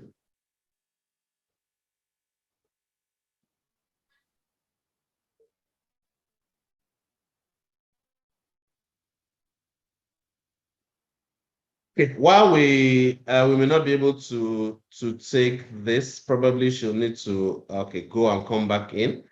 I'll begin to bring up the panelists now. If she joins us before the panelists before the panel session starts, then fine. If not, we move.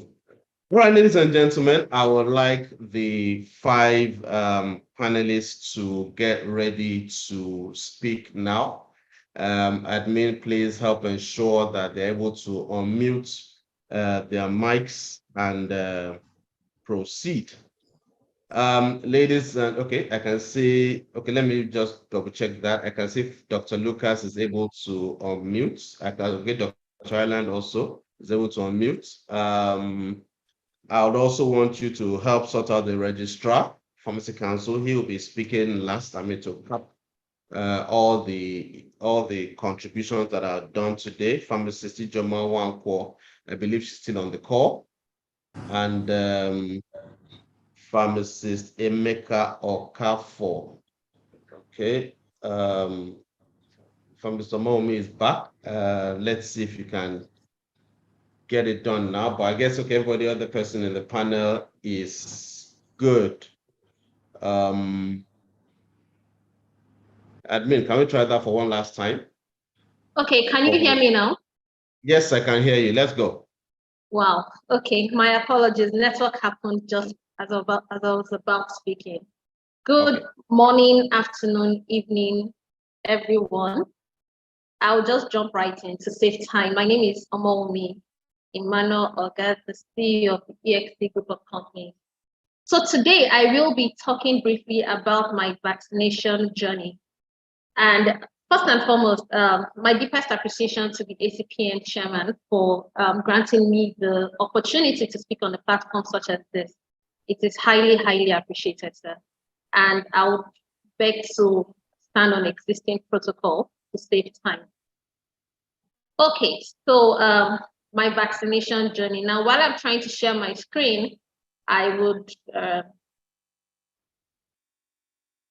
just briefly talk about what my journey has been like up until this point. And I would say that as I talk, you will find out that my story is basically one of, okay, it's not allowing me share, telling me a plugin is needed. I would just take time. Please go on. Let's just keep moving. Let's keep moving. Yes, that's fine. So my story is literally one of a journey of advocacy, collaboration, doggedness, and networking, and a little of copy and pasting. And the essence is to let you know that any point in time, if you really want to take this vaccine thing serious, you can jump in at any point. Now, my journey started basically from my career. I started working as a vaccines representative at GSK. And when I started, I was taken to a then virgin territory. And what that meant is a territory that literally had little or no presence of vaccines. And that was in Ibadan. And as at then, the only place in Ibadan you could get vaccines was in UCH, either the immunization clinic in UCH or ICH. Now, one thing about vaccines that we need to understand is for you to appropriately sell or convince the patient to take vaccines, you need to be able to tell a good story. And why is that? Unlike with drugs, this person is ill or there is an anomaly happening with that person. So it's very easy. I have a headache, take a drug, take Panadol or take whatever to solve it. With vaccines, the person is healthy. And you need to convince that person to part away with money to pay for vaccines. And so I knew that I had to think outside the box. Now, one of the things I did at UCH, or rather in Ibadan, was to look at a network of people to collaborate with.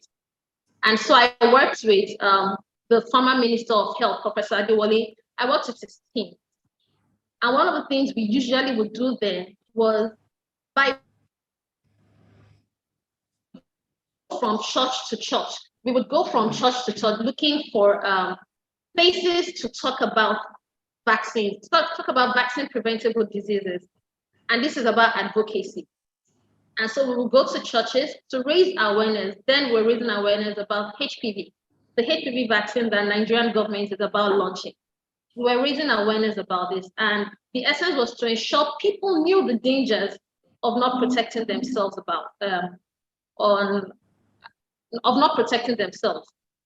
And so I collaborated with a lot of nurses and doctors, and we would do this and we would talk about this.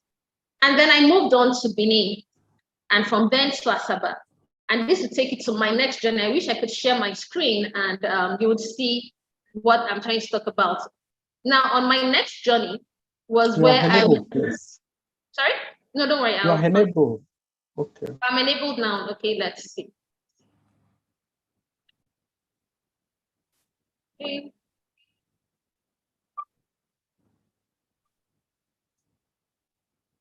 All right, it's sharing now. Okay, it's up now. All right, good. So I talked about my story as a vaccines representative. Now, at that point, I was now moved to Asaba. And in Asaba, I would raise awareness on vaccines. We would go to hospitals, talk about vaccines. But then we always realized that there was a gap. You raise awareness, and then the doctors, nurses will ask you, where can we get this vaccine? Then I used to work with my access point in Benin, who is Oscar J. He was on the access point then. But there was he could easily cover the territories in Edo State, but going as far as Asaba was kind of a journey for them. And sometimes you have hospitals that will need just a dose, 2 doses, 3 doses, and really you don't want to waste money on the logistics of sending from either Asaba or Lagos. And so I thought to myself, there is a need here. We are creating awareness. People need those vaccines, but they don't know how to get the vaccine. And so GSK launched the access. That was when GSK did the training for some community pharmacies on the access point model, of which I know a lot of people here benefited from it. But because I was still a GSK staff, I couldn't, of course, partake in that. That's a conflict of interest. But then I thought to myself, how can I do this? What can I do with this access point model? And so around 2016, 2017, when we're going into the, my husband and I were going into the community pharmacy space, I decided, you know what, we can be a stopgap for this. And so that was how I moved on my journey to becoming an access point. And so where hospitals will need 1 or 2, 3 doses, they could come and get them. Now, one of the things you will know in vaccines is you must be out there creating awareness. And in creating awareness, I would go to different hospitals, immunization centers, schools, churches.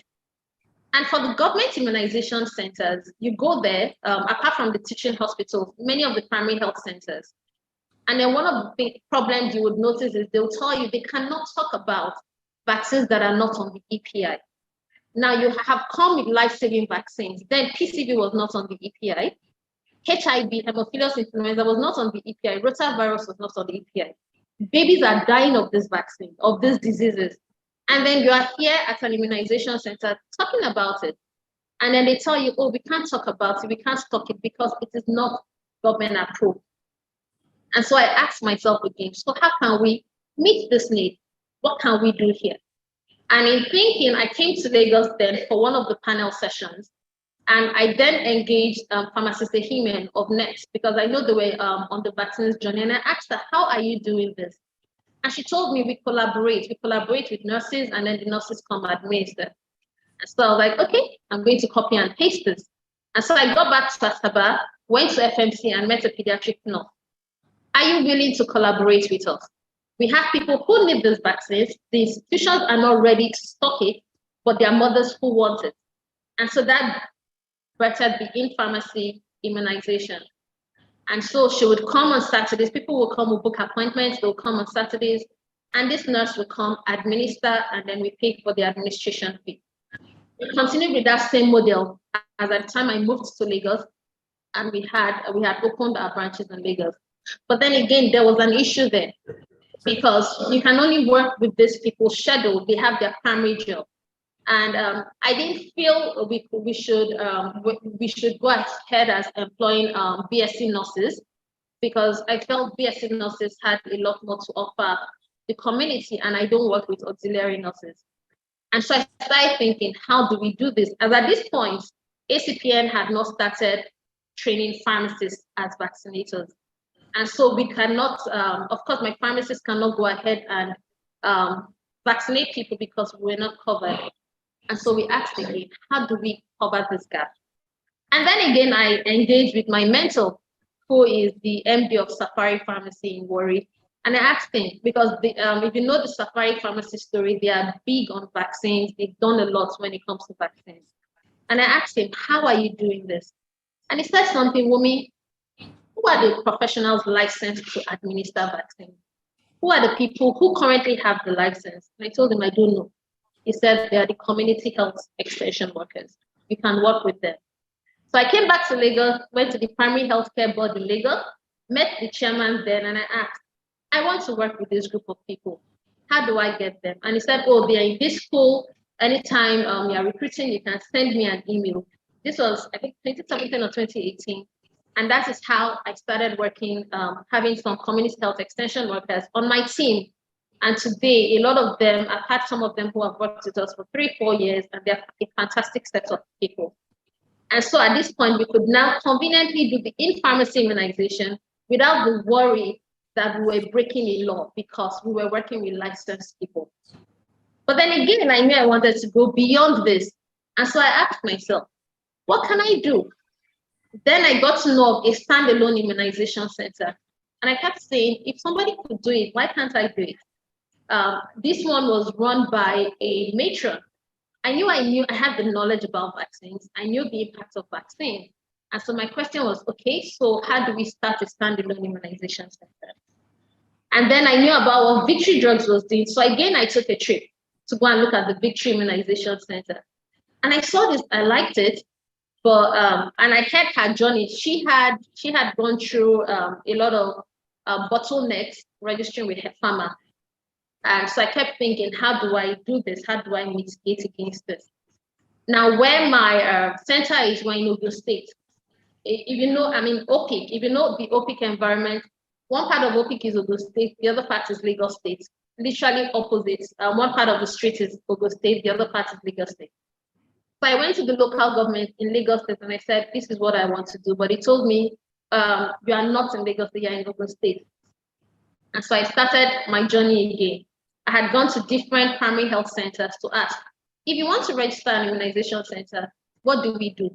Some of them would tell you, oh, go to the local government. Where is the local government? It's somewhere there. And I kept wondering, how do I, these people are not helping me. I had gone to like 3 or 4 primary health.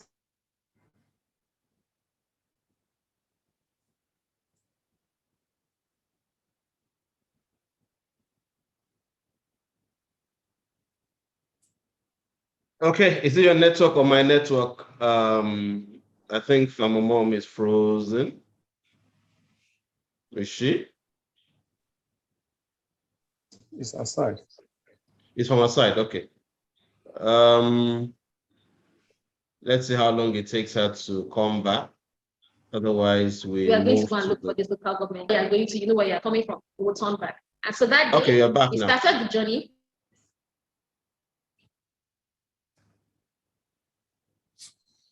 Hello? Okay, I guess she's off network. Okay, she joined again. Let's see if we, okay, you're back. For some reason, can you, the network is messing up today. My apologies. Let's race through the rest of it. Yes, so I'm almost done. And so Okay. we went to the local government office. We found the local government office. And then I again told them, this is what I want to do. And they gave us the requirement. We had to set up a place. We already had the space. And so we had the requirements. And then they said, once you have it, write to us, we will come and inspect. And we did that. We wrote to them. They came to inspect. And that is how we got our license to start an immunization center. And right now we have a standalone immunization center currently at our OPIC space where we get to vaccinate people. Of course, after they accredited us, they invited us for training on data capture. One thing NPHC is big about is capturing data. And literally that is how my journey has been in the immunization space. Of course, there's an arrow there because I don't believe we have concluded the journey on the immunization space. I know there's still a lot more. However, the reason I say this is because when I saw my topic at this presentation, I thought to myself, do I create a new slide? But I remembered I had given a presentation like this before. And I went to look for it in my archives.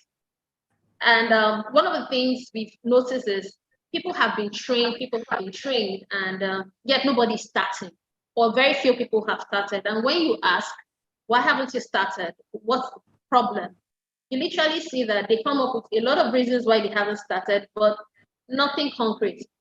And so I thought to myself, I have started an immunization center. I've gone through this journey. What else can I do? And this is writing the next phase of my journey, which is going to be kind of where I will partner with pharmacists to train them. I know Pharmacists is working on something, kind of like a hand-holding session for people who would be interested in starting their immunization journey. But one of the things I would say is it is worth it, because if you think, while I have worked on vaccines over the years, one of the things that would that gets me upset is when people die needlessly. I have seen people who have survived breast cancer, but I've only seen one person who has survived cervical cancer, and that was in Benin. And I tell myself, these are things people do, these are diseases people don't need to die from. The problem is many people don't know about this. And for pharmacists, I always say, you are a very good point for people to learn about this. You don't have to run an immunization center. Sometimes you can just be there advocating for uptake of vaccines. You can be there as an access point. You can't do in-pharmacy immunization, but you should be on the journey. And if you decide you don't want to be on the journey, it's also fine. It's also fine, but I would advise people that want to be on the vaccines journey that it is indeed worth it.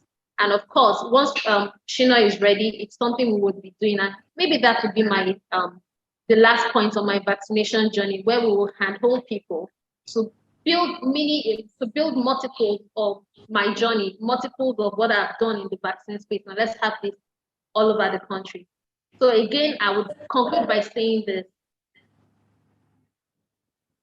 If you want to talk about interventions in health, it's said that apart from clean drinking water, vaccines have made the highest impact on saving human lives. And so as pharmacists, if we are big about our community, you should be on the vaccines journey. Thank you very much. And again, apologies for my network. Thank you very much, pharmacist Omowumi Emmanuel Oga. We call her our double CEO in the Farm Alliance Network. All right, like she said, there's something that's been in the works. If you were a part of the panel and a few weeks ago, you noticed there was a session dedicated to, after the training on vaccination, what next? And our national chairman was on that panel, and I believe this is a continuation of that discussion. That is a discussion that must continue, and once she's the project lead for what she spoke about, the vaccination working group, just like we have Mrs. Lawal championing the asthma one. And once the modalities are set, you can be rest assured that the communication will go out. A lot is being done to put information and action in the hands of community pharmacists. And as much as possible, we want everyone to join this bandwagon. You saw the way her story went. She went shopping. If these people said no, she said, where else? Until she made the breakthrough with the Ogun State Primary Healthcare Development Agency. Now, I'm a big fan of a test of concept principle. Now we have a valid test of concept. Omowumi has done it, it's working. Mrs. Lawal has done it, it has worked. Safari and Wari has done it, has worked. Where else will it work? And that's where you come in. So throw your hat into the ring and make sure it happens. Like I said, once it's done, then we'll be up and running. There's another program that is going to launch in January. We're collaborating with ACPN on that, and that's Farm Academy. Maybe somewhere before the end of the event, more information will be shared. But right now, it's time for the panel discussion. A little behind schedule, but I believe so far it's been time well spent. So, Omowumi, please kindly on what did I say now? Stop sharing, so that I can bring in the panelists. Either stop or the admin can. Okay, good. Thank you. All right. So, I'd like all our panelists to be on standby now. And I would like to once again invite, okay, I can see Pharmacist Emeka Okafor has, his video is on. Can we have the videos of all the other, or am I the one not let me change my. I can see. I can see Dr. Emmanuel Ireland. It's good to see your face again. Yes. Yeah. It was a great pleasure Good to see you too. hanging out with you last year. And I look forward to seeing you again sometime soon. Yeah. All right. I can see Pharmacist Joma Wanko also. You're welcome. And then Dr. Lucas Nyabero. I was supposed to be with you in Kenya this year, but something happened. Don't worry. Can I promise? Hopefully next year I'll bring my team to Kenya, and then you can make it work. All right. I think the last person we need to work with to bring up now is the registrar. Can you help me confirm he's still on the call? If not, I'll want the organizers to please reach out to him to join the panel session. All right, so essentially this panel session. No, my registrar, sir. Thank you. All right, sir. Good. All right, so we're all set then. Essentially, this session is about discussing about the strengthening of health systems. The development partners are doing a whole lot. PSM Foundation is doing a lot. Like it said, if you wink in the dark, you're the only one who knows what you're doing. Other people don't know.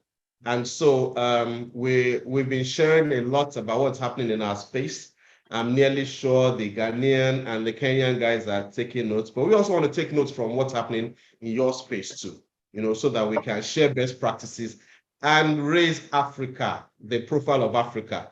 You must have watched what our president said at the United Nations General Assembly. Africa is not a dumping ground, no. We will work together to deliver Africa. But there's something we always say: deliverance of Africa will come from Africa. Nobody's going to help us. Like was said in our Senate some days ago, when help comes from abroad, it's not, there are other agendas involved. But when we deliver ourselves, or when we work to emancipate ourselves, we know we can only be true to our nature. And that's the basis for this discussion. So I'd like to kick off with Pharmacist Emeka Kafo of Integrate E.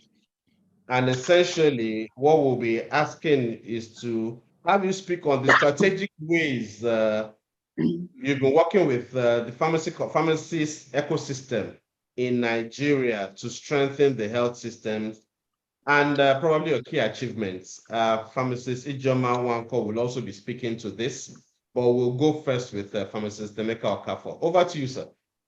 Okay, thank you very much, everyone, and good afternoon, depending on where you're logging in from, and good morning. Like I was introduced, my name is Pharmacist Emeka Kafo, and when I was asked to speak on this topic, I said it's quite an apt topic to speak on. One, for the fact that this week, we are still celebrating World Pharmacists Week. And of course, the topic is pharmacy strengthening the health system. And one of the things that, is very pivotal to the health system is service delivery. And then if we look at the National Health Facility Survey that was conducted in 2016, it actually shows that of the 30,000 primary healthcare centers in the country, only 20%, that's about 6,000, are functional. So the huge gap that is created because of the failure of the primary healthcare system is what is actually causing a lot of overburden on the private health system. And the private health system, community pharmacies actually make up a majority of the private health system in Nigeria. So that's actually the reason why the project, working with community pharmacists and also the PCN, decided to pilot the Integrate E project, which actually started as a proof of concept to demonstrate the capacity of community pharmacists to provide a wider spectrum of family planning and primary healthcare services than their actually authorized by law. So we set out to demonstrate that ability of, community pharmacists to be able to provide an expanded scope of, family planning and PAC services, with the hope that those evidence will be what the country will need to be able to, improve its policies.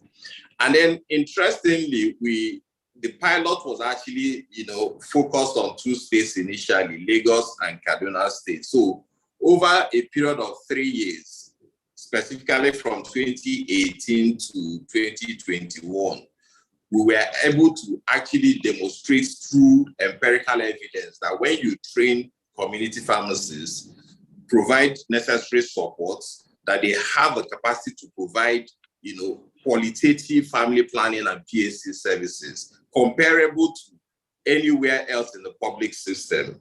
And with that, the country was able to revise a lot of its policies. The major one that people always refer to is the tax shifting and the tax sharing policy. Prior to then, I'm sure Ijeoma of PSN Foundation will also be talking more about that. Prior to then, pharmacists were not included in service provision in that policy. But with the evidence provided through the project, we're able to achieve that expansion of services. Now, from the TSTS policy for family planning, pharmacists are now allowed to provide both injectable contraceptives and implant insertion, which has never happened before. So this is also coming from the evidence generated. Another very interesting policy was the National Strategic Framework on Community Health. This is an overarching policy document that recognizes anybody, any service provider who is providing services at the community level. So the project also used those evidences generated from the project to be able to support that inclusion of community pharmacists in this very vital document. And then for the first time now also, we're also supporting the Federal Ministry of Health to finalize and also include pharmacists in the Community Health Management Information System, which is a platform that now allows the data generated by community pharmacists to be visible at the national system. And the registrar mentioned something about documentation. Without these services being visible at the national system, it becomes almost practically impossible for government to be able to tax shift certain other additional services to community pharmacists.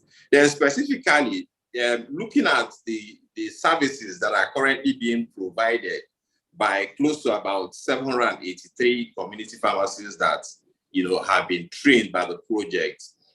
Starting from family planning, we have seen over 1,750 implants inserted by community pharmacists, over 21,000 injectable contraceptives provided by community pharmacists, over 50,000 oral pills provided, and nearly almost 500,000 condoms also distributed.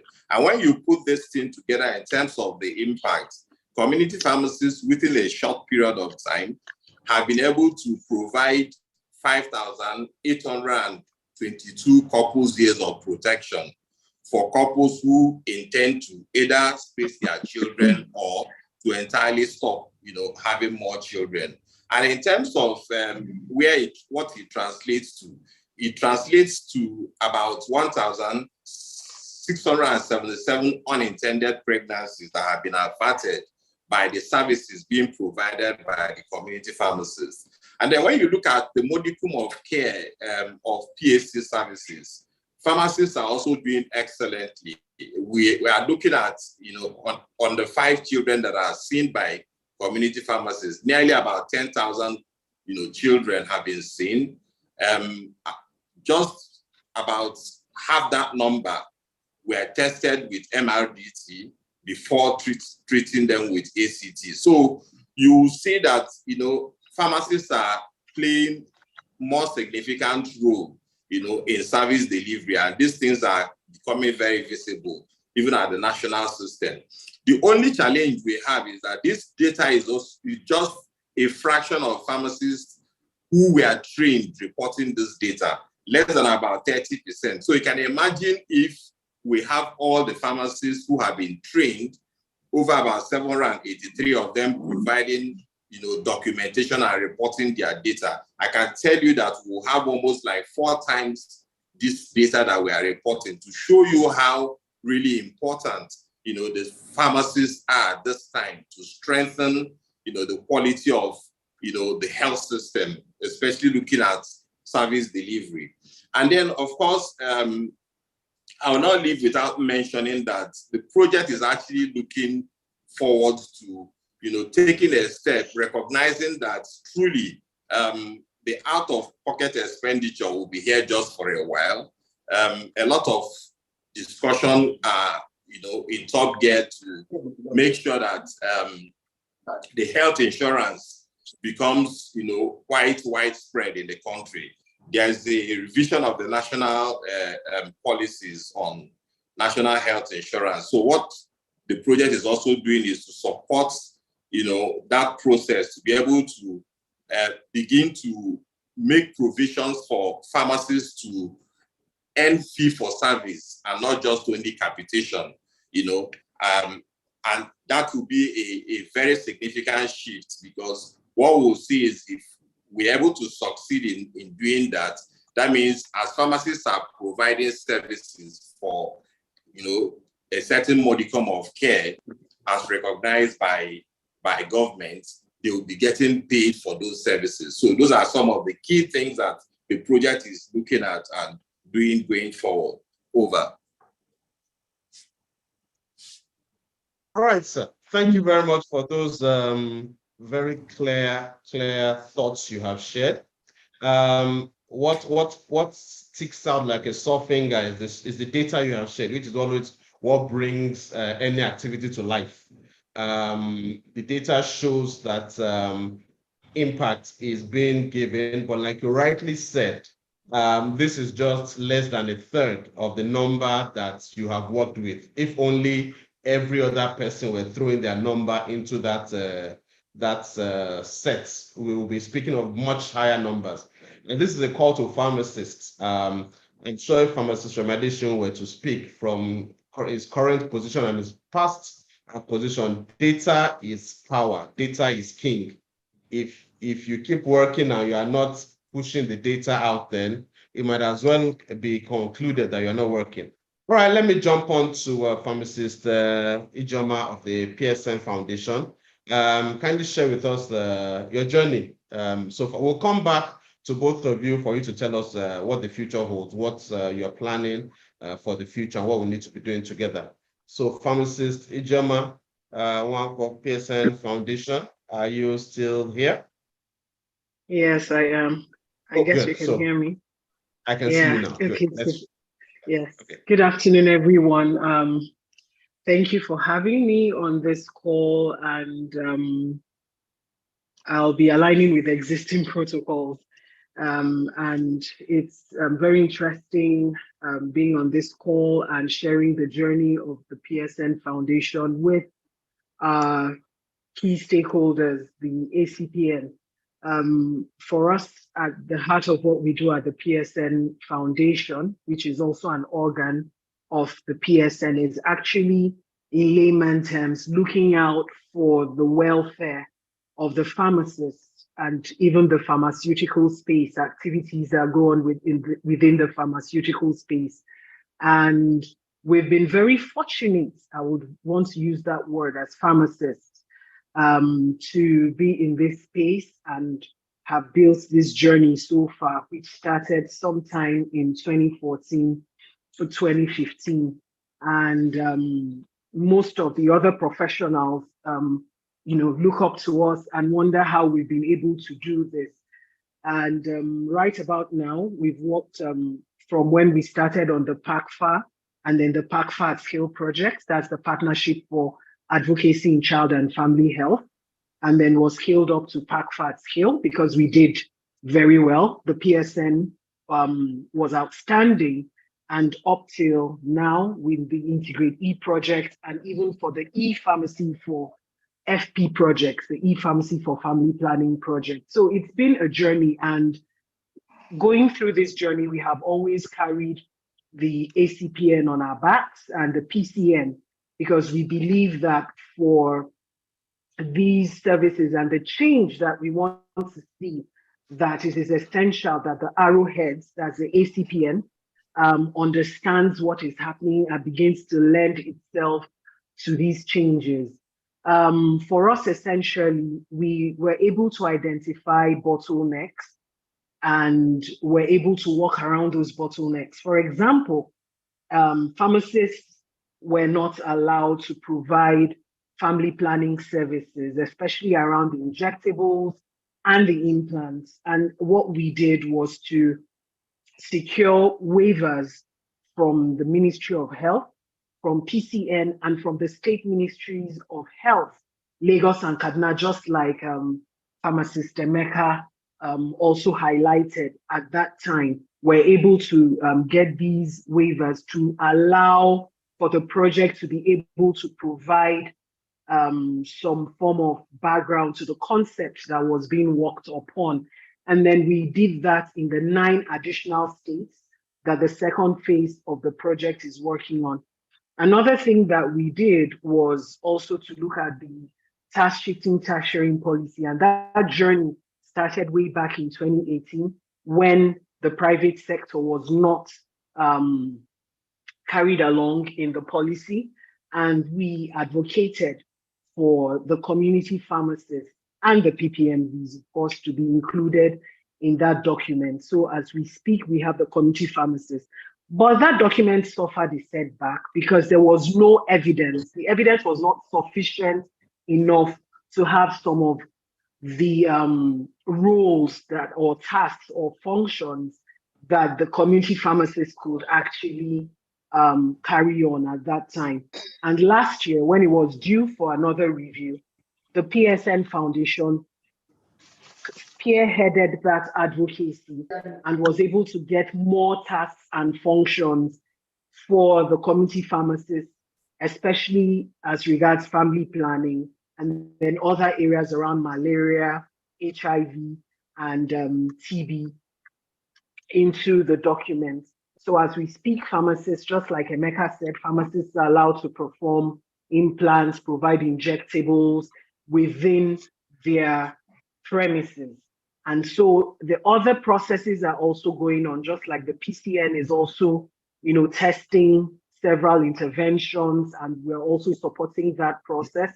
And then, for example, one of the things that has also come from or stemmed from the TSTS policy is also the supervisory checklist, which ensures that the quality of services being provided by the community pharmacists are of top grade. So we're using the supervisory checklist.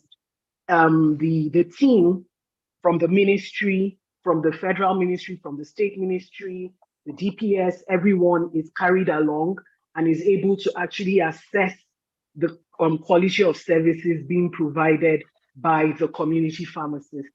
And I will say that a lot also is going on. For example, in the area of self-care, there's a concept of self-care that is being rolled out now.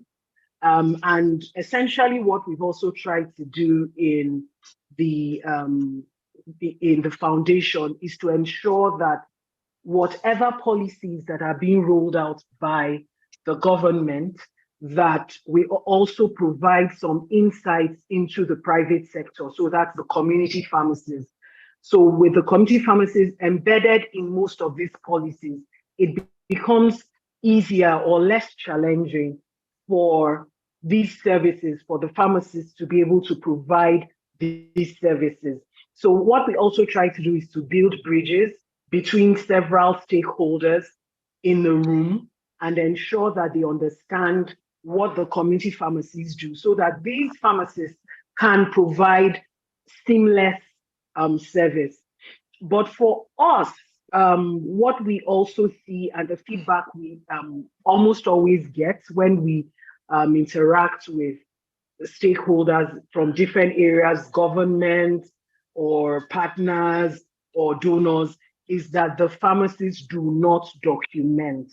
And I'm sure the pharmacist Remy said the same, the registrar of the PCN has said this, Emeka as well from Integrity has said this, and I'm also lending my voice. As the community pharmacists must begin to ensure that they document what they do. For us, because we are largely a policy and advocacy organization, we cannot advocate, we cannot get the kind of change that we want to see if pharmacists do not document. For example, the 2022, which is the third edition of the CSTS policy, came to life because the project was able to bring up evidence to support the need to have these services feeded to the pharmacists. So if we did not have that body of evidence, it would have been almost impossible to have that done. Policy change does not happen based on sentiment. Policy change happens based on numbers, based on evidence. So if we say that 80% of Nigerians, first of all, visit the private sector before moving to the public sector, the next thing we're asked is, where is the breakdown? Where are the numbers? And if we cannot provide this data or this documentation, then we'll be hitting a brick wall. It's interesting to note that a lot also is being done around immunization and around other places, like I heard, even the asthma care.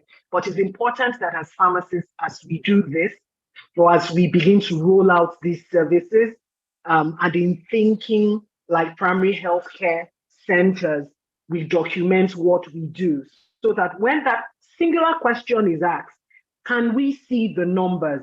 Can we analyze the numbers? Can we reel out the numbers?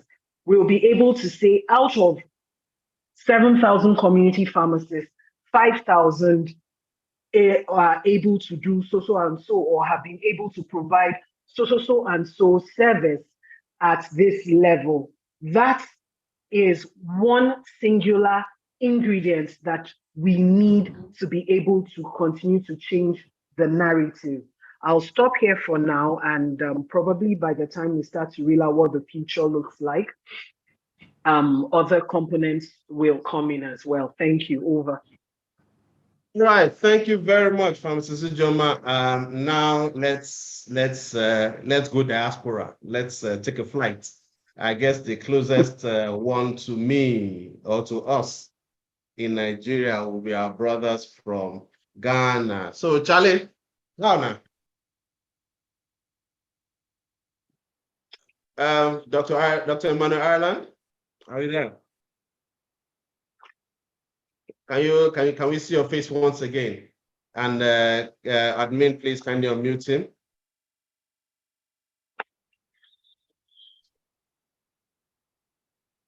Hey, Charlie. Yeah, I can see you now. Yeah. All yes. Right. So I mean, based on our interactions, I know I have an insight into what's going on there. But hey, now you're talking to not the 12 people that came to Ghana, but over 100 pharmacists in Nigeria. So it's good to hear from you. Now, one of the things we wanted to do from way back is to share best practices, to look at what's happening in your end, what's working now.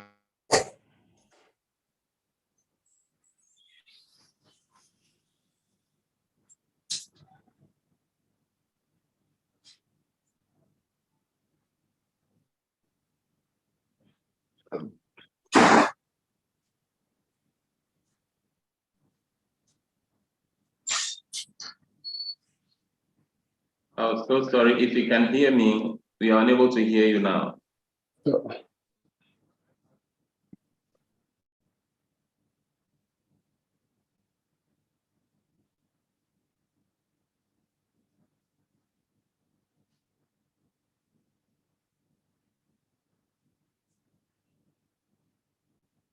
Yes, you can continue.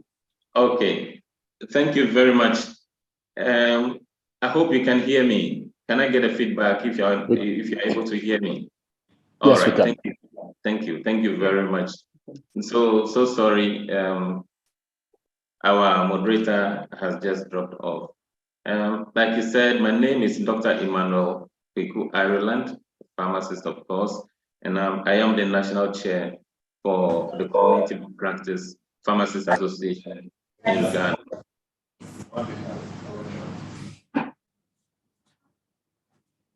Let me start by saying a very big thank you to ACPN for this great platform to engage with our colleagues.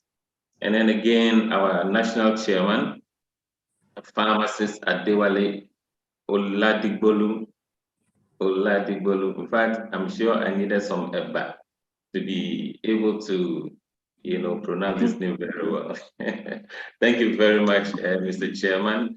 And I was very excited to meet your vice in Ghana when they came together on the ticket of Farm Alliance. Pharmacist Mrs. Bridget Otote. She was very wonderful. Thank you very much for But do you have your collaborating so far.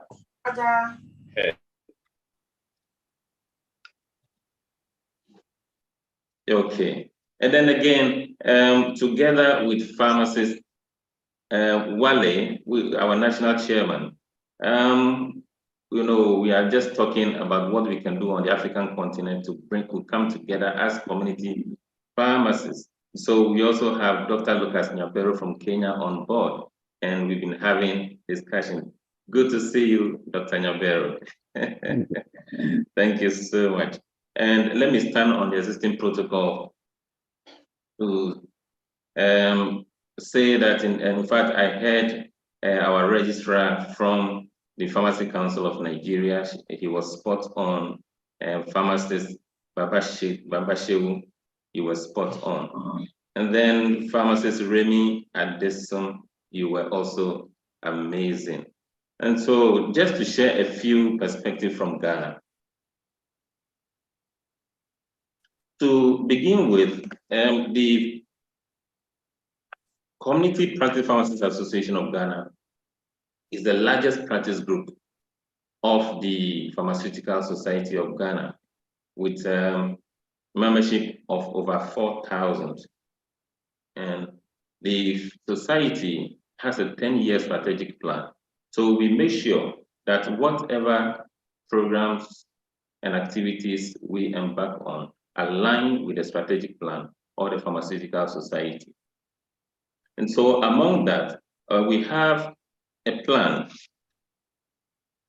to initiate a campaign to sensitize both pharmacists and pharmacies. I'm also talking about, business people who own pharmacies.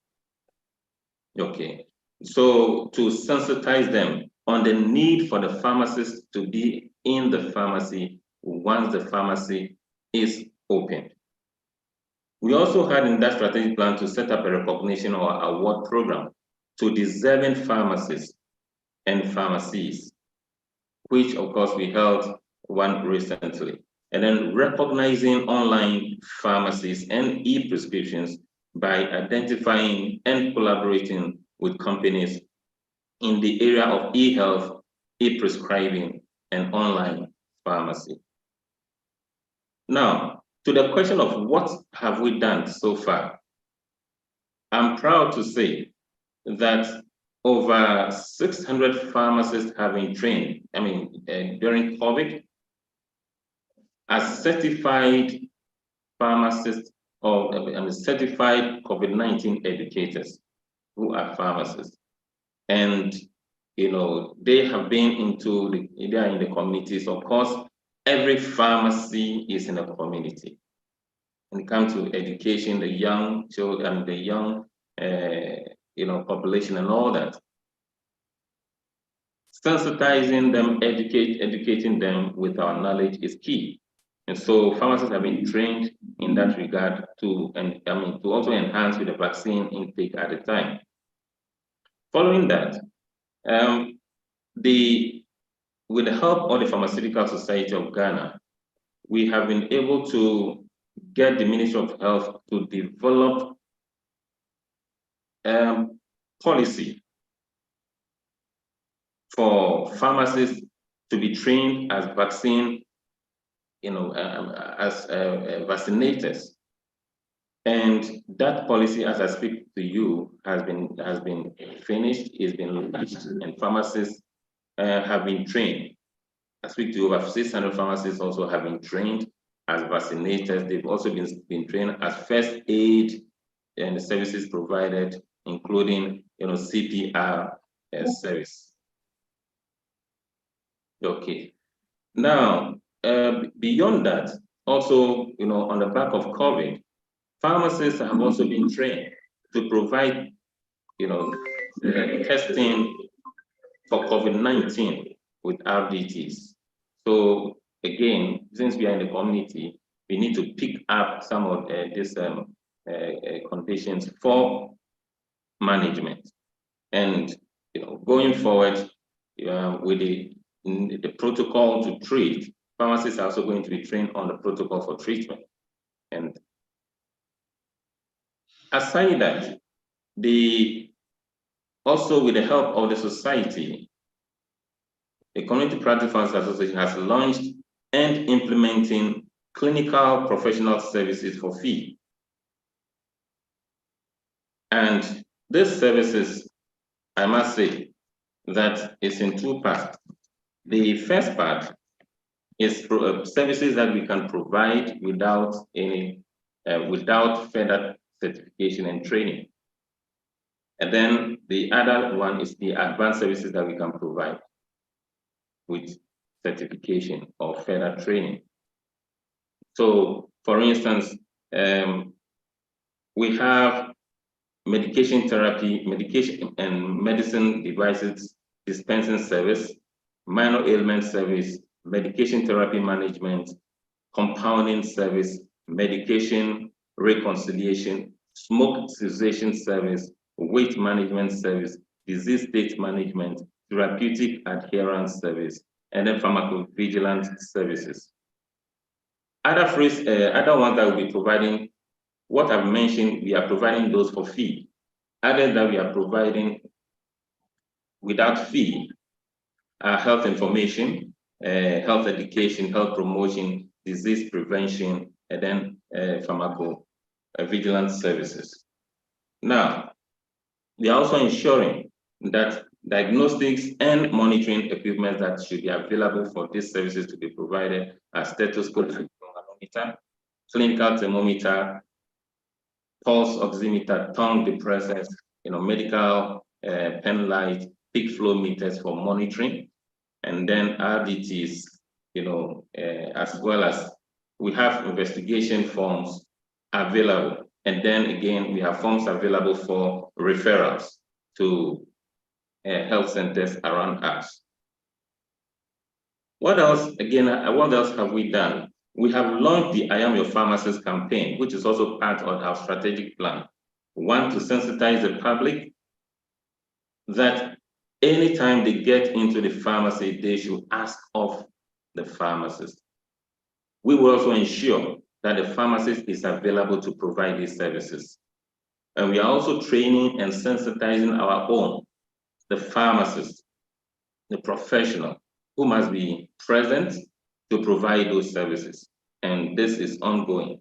And we are also working with our e-health technologies to ensure that all these are implemented very well. For instance, we have e-health technology that is helping with the implementation of the I Am Your Pharmacist campaign. Now, the provider, who is a pharmacist, has a software, and then the client is also on the other side with downloaded software. So whatever services you provide, you pick the services that you are providing with everything, every line filled or completed, then your client accepts that yes, I agree to the service that you are providing for me, the payment is done, then that is it. And you have, the opportunity to follow up. And so that collaboration is also ongoing. A young pharmacist has also, let me say, at this moment that we are working with our young pharmacists who are also very savvy in, IT. So they have developed these things. It's a homegrown solution, and we are making sure that we collaborate with them and make use of what they or their innovations. Okay. And then the pharmacists have been trained in pediatric nutrition, and that is ongoing, so that we can, that is by courtesy Nestle International, so that pharmacists will be able to provide, since we are in the community with them, provide these services to the community. Community pharmacists in Ghana have also been trained in HIV self-test by developing partners. And then again, the Pharmacy Council of Ghana has launched a national electronic pharmacy platform. That is the NEP, also known as the e-pharmacy. Now, the Community Private Pharmacy Association have bought into this. We were part of the engagement and it was launched, and community pharmacists are being onboarded. Now, that has become a prerequisite even for pharmacists to be credentialed to provide national health insurance services. And quite a number of us have been on it, and it's working very well. By so doing, you'll be able to retain data even for further improvement. The only downside of that is that, with the national health insurance, because of lack of payment or delayed payment, a lot of community pharmacists, withdrew from that. But then we are encouraging them because we need to take our place in that sector, and whilst advocating for prompt payment of services. I don't know, with your permission, am I supposed to talk about how we got there? If in a few minutes, if you can just give us a quick snapshot on the journey there. Thank you very much. How did we get there? We are, like I said, we are collaborating with the Pharmacy Council for accreditation and certification of these programs. For instance, it is mandatory for pharmacists to be trained by the Ghana College of Pharmacists, and then the program being accredited and approved by the Pharmacy Council. So once you are certified, you can provide the MTM services from the approved premise. That is key. So again, the additional services, advanced services that we'll be providing for fee, for instance, we're talking about vaccination services and the others that I mentioned earlier. For those, for instance,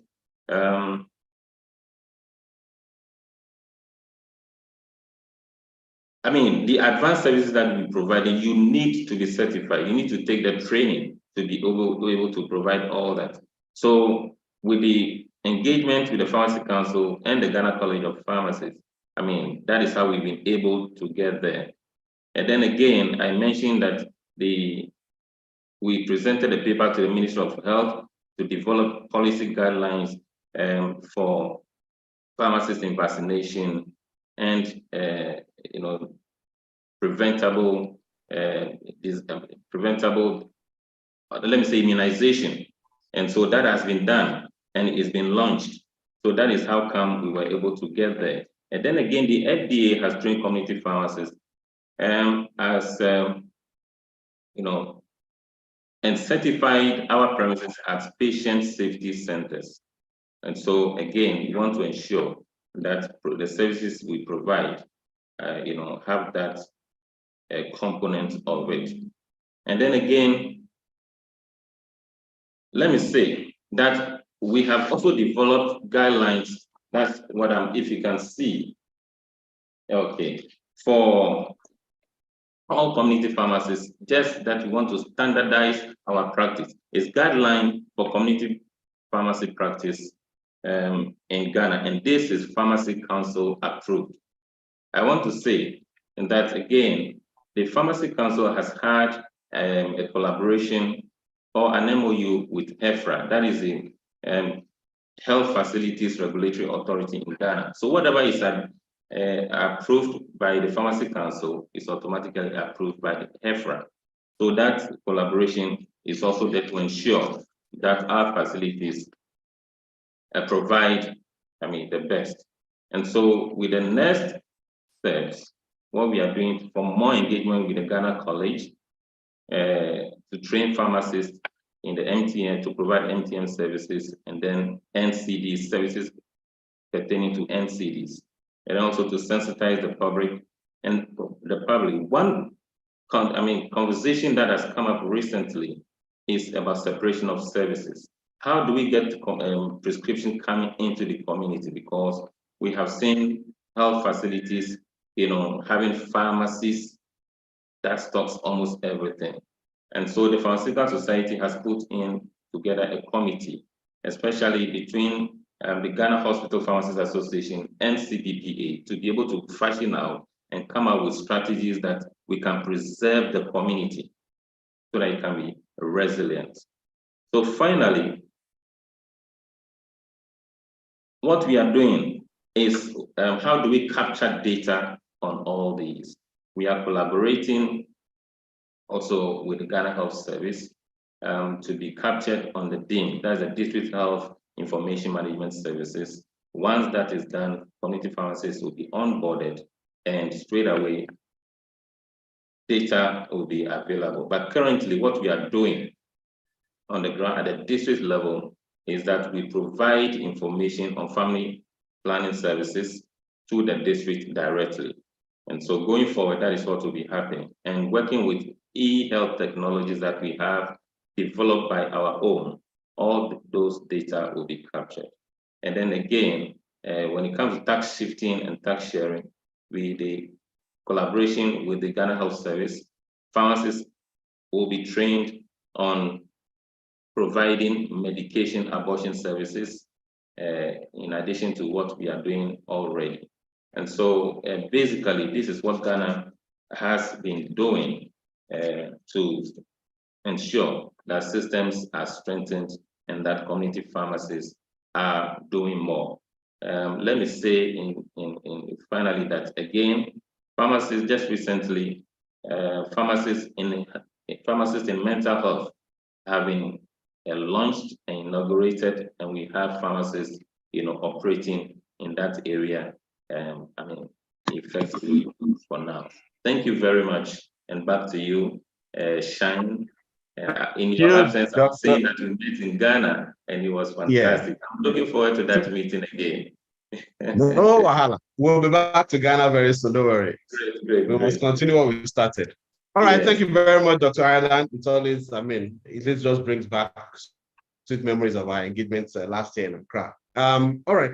So very quickly, I'll now bring up Dr. Lucas, who will be sharing with us, just like we have from Ghana, best practices from Kenya, after which we'll then take our registrar to give us a sense of what the council is doing to push the narrative for us in Nigeria. And then we'll close it out from there. All right, Dr. Lucas, over to you. Thank you very much. I don't know whether I can share my screen. Can I? All right, admin, please help ensure the screen is shared. Please go on. Please go on. Please share your screen. You're enabled. Oh, good. It's sharing now. We're there. Good. So what I'm going to do is, there's been a lot that has been said.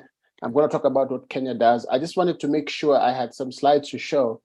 I prepared them for this function, and I wanted to just make sure that to challenge us as pharmacists to think outside what we talk about, to think outside what we think we are as pharmacists, because we've got a lot of knowledge and we have a lot that is put on our shoulders that sometimes we don't carry like we should. For example, every time you see anybody who gets into the healthcare system will come through a pharmacy, go through the healthcare system, and finish with the pharmacy before starting care, which means we are capturing the beginning, and we are also making sure that the care is appropriate. So I'm just going to go through the list quickly, and then if anyone, I probably am happy to share these slides. First of all, these are the areas that we have to think about. MTM management, which is medication management and optimization. patient education and counseling, collaborative care and interprofessional teams, medication safety, supply chain. Some of these things are common. Supply chain, health promotions and disease, research, evidence-based practice. We don't do research. We need to write reports of patients, the way they react to some of the medications we do. Policy and advocacy. We need to get more pharmacists into parliament to talk for us, because a lot of people don't really understand what we pharmacists do sometimes. Telemedicine, telepharmacy, e-prescribing, e-health, big one. Continuous professional and engagement. So I just went through each one of them. I just want to highlight a few that is going to bring out what I'm trying to talk about. For example, family planning. Family planning in Kenya has been one of those very interesting systems or other collaborations between the Ministry of Health and a few other partners who came in. And they were able to actually come up with a guideline that actually allowed pharmacies in the pharmacy centers, in pharmacies, pharmacists in pharmacies, to be able to offer family planning, advanced family planning care, injectables, implants. We're still working on that, but then the others, POPs and the others. So that was a carved out, something that was collaboration. It was actually spearheaded by PSK Pharmaceutical Society of Kenya and MOH and partners, and we were able to do that. In addition to that came a benefit where we were allowed as pharmacists to put data into the data healthcare systems, where we are now in there. And while they were building it, they were built to allow pharmacists to put more data there of other things they're doing. So that's a very key thing that we've been able to do. MTM, we've started building MTM quite strongly too. Who's going to be offering MTM, how they offer MTM, and all those other things. There is also areas on immunization, which are highly being discussed at a very high level. And then we also have about 4 or 5 laws currently going through the parliament that is going to change the way pharmacists interact with care, interact with patients, and all those things. In addition to all this, I think there are a few things that we have to remember, that we cannot do this alone. We have to do this in conjunction with other professionals, in conjunction with the healthcare, the parliament, and the policy makers. And we have to do this in conjunction with partners who are going to help us be able to show this. Data, even the fact that we've been given a chance to enter data, even the family planning data into the data healthcare system, we still have the same challenge, which I'm quite surprised that Nigeria and Ghana have the same issue about data entry. We still have that issue where we are not quick. I mean, pharmacists, I think my wife always says that pharmacists are people who want to give services for free, and nobody else gives services for free. Even anybody else, you have to pay before you get services, but a pharmacist will just give it to you. But the thing is, we need to learn now to say, pay us for the services that we've given you, and also be able to say, be able to enter and show people what we do. Lastly, but not least, I really would have loved to have more time, because I would have gone through some of the things we've done. Toxicology, things like toxicities, monitoring toxicities among patients when they go home. As community pharmacists, there are patients who take medications home that we don't know how they do with them. Give you an example, those who have breast cancer and the patients go home with things like tamoxifen. Do those ladies know that their kids should not touch tamoxifen with their hands? Do they know those things?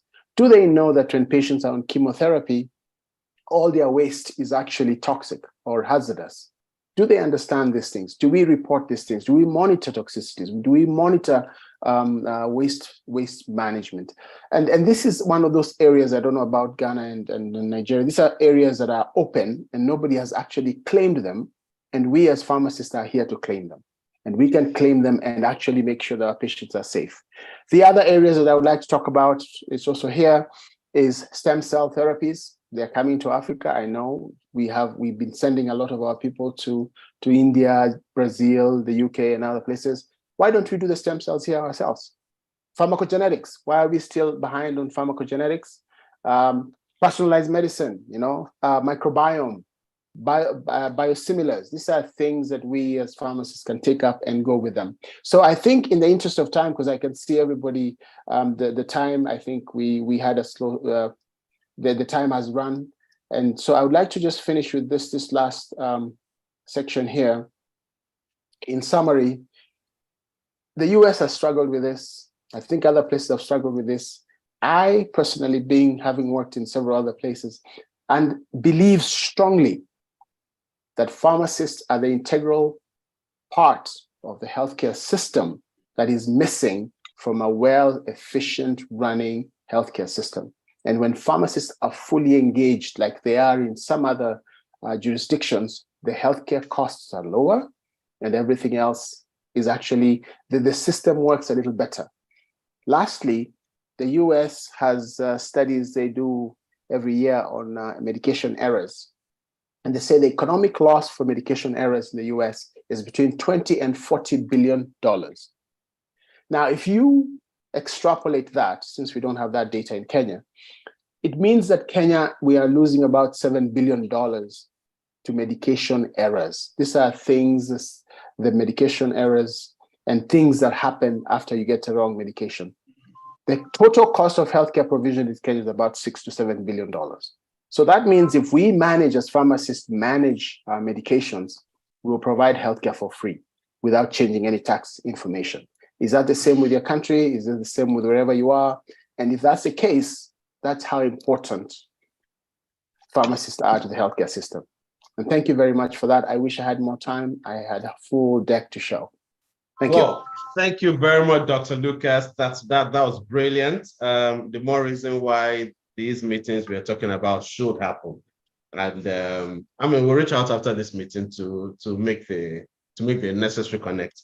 Thank you very much, everyone. Next online is will be my registrar, who will be wrapping up this session. But let me warn you ahead. The brain of the national chairman has been working overtime in these last two presentations we've been having. We've actually been chatting, and he's been a big fan of a pharmacy CP service scheme, and he's been sharing with me the rates and charges the pharmacists should be charging for these services. Asthma care, 10,000, medicine reconciliation, 2,000, PPDs, 10,000. While the last speaker was speaking, he just added, where is that now? Toxicity management, that's also, That's because we are leaving a lot. I mean, my family has been able to tell you this. I say it all the time. Pharmacists are leaving a lot of money on the table, and there is need for us to begin to harness all these resources for our common good. And I believe we are moving in the right direction. I mean, after Registrar speaks, I'll share a few more things that we're working with National Chairman to birth. Because one of the biggest issues we have, for instance, is this meeting. We have about, let's just say, give or take, login and out 200 people in the meeting. Some listening to one part, some the other. Some will go back to recording. But we need to begin to put courses together that you can assess on demand and build your capacity. That's in the works. I'll share before we finish. But then, to my registrar, over to you, sir. Yes, at the beginning, you shared your initial comments, but right now, we'd like to know what the council is doing, where the council is taking us.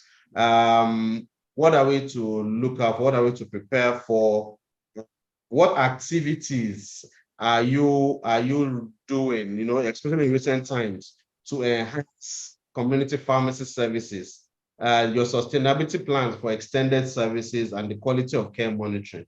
My registrar, sir, in my one-on-one moments with you, I know for a fact that you have community pharmacy in mind, because that seems to be the window of the profession to the public. But right now, it's time to share with the body of community pharmacists that which you have in your heart for them, even as your tenure continues to grind on. Over to you, sir. Thank you very much. I don't know whether I should call you Professor Okpanobi when it comes to coordination. Let me first of all say that I'm pleased with all that has come out from here. And I could see clearly that the intention with which we focused on key into repositioning or improving healthcare delivery way back some few years was actually the best thing to do. Having said that, let me first of all connect what I want to say with the keynote speaker. He was talking about the issues of vertical programs and the need to move away from that and essentially talk about health system strengthening. But in talking about health system strengthening, I just want to bring out a statement, which of course was the cornerstone, because I did say that everything we have done deliberately to improve service delivery in various areas, particularly in the private sector, was anchored on the vision we had in terms which led to the establishment of a department that of course has given us the leverage to specifically focus, for the job of that department on various areas without having to mix that with any other regulatory function, other than to see how we improve service delivery from the private sector. And in doing that, the fundamental goal we put out for ourselves was that we were deliberate in, instead of calling it health system strengthening, because we knew that we are coming from the background of a pharmacy regulatory body, we put it as pharmaceutical system strengthening. And we define it as that process of identifying and implementing strategies and actions that achieve coordinated and sustainable improvement in the critical component of pharmaceutical system for the overall healthcare improvement. Now, we recognize the fact that if we had started by arguing from the point of health system strengthening, would have been seen as trying to move away from our basic responsibility. And that is why we took it from pharmaceutical system strengthening. And having said that, we are happy that we're able to achieve that. We're able to achieve that foundation. And we have been able to work or cultivate, because it was from that process that we're able to effectively engage with partners. You cannot achieve all this without having to have advocates. And the best advocates you can have, of course, are development as well as implementing partners to be able to drive some of these changes. And it is on this note I want to first of all appreciate all the people that have supported us in achieving or in driving our vision. Primarily, or first of all, let me appreciate Integrate E. We also have they are the ones that are very much in the front burner, but even though we have others who are, of course, not playing as much role as Integrate E has played. We have the PSN Foundation, which of course is also an offshoot of Integrate E. We have the Clinton Health. We have others too. Now, having said that, we have also achieved significantly some policy change and advocacy coming from them, especially the issue of tax shifting and tax sharing. Where we are going now, and which of course has started, especially from the last ACPN conference, is to ride on the initiative of having certificate issue for special training programs, either coming from the initiative of the PCN or programs identified by stakeholders themselves, like ACPN leadership, which of course will impact on the competency, skills of the of the practitioners, and which of course they need to really be put out to the public as people who have such capacity to be able to render certain services. We have, I think before I came, designed some certificate which I gave the department, the program coordinating department, to take back to Integrate E, so that they could look at the wordings as we have carefully put them. And so, because you know that whatever we put out, we try as much as possible to be conscious of legalistic challenges that comes with it. So we carefully design a certificate in such a way that where we are, of course, we'll go beyond this point, but where we are now will be very, very much safe. We are also aware of certain challenges we have, and maybe that was why we were careful in our wording, which were unnecessary in terms of what is coming from other regulatory bodies, particularly the Medical Laboratory Science Council.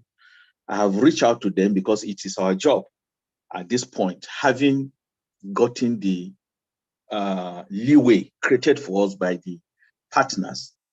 We are now engaging the registrar because of the Medical Lab Science Council to ensure that he gets his officers to reason and to agree with the fact that what the community pharmacists are doing as it relates to point of care testing is something that has approval of the Federal Ministry of Health, and is something that, of course, was also approved by National Council on Health. And they cannot, because they are a regulatory body, think that they will carve out a niche for themselves outside the stewardship of the Honorable Minister of Health.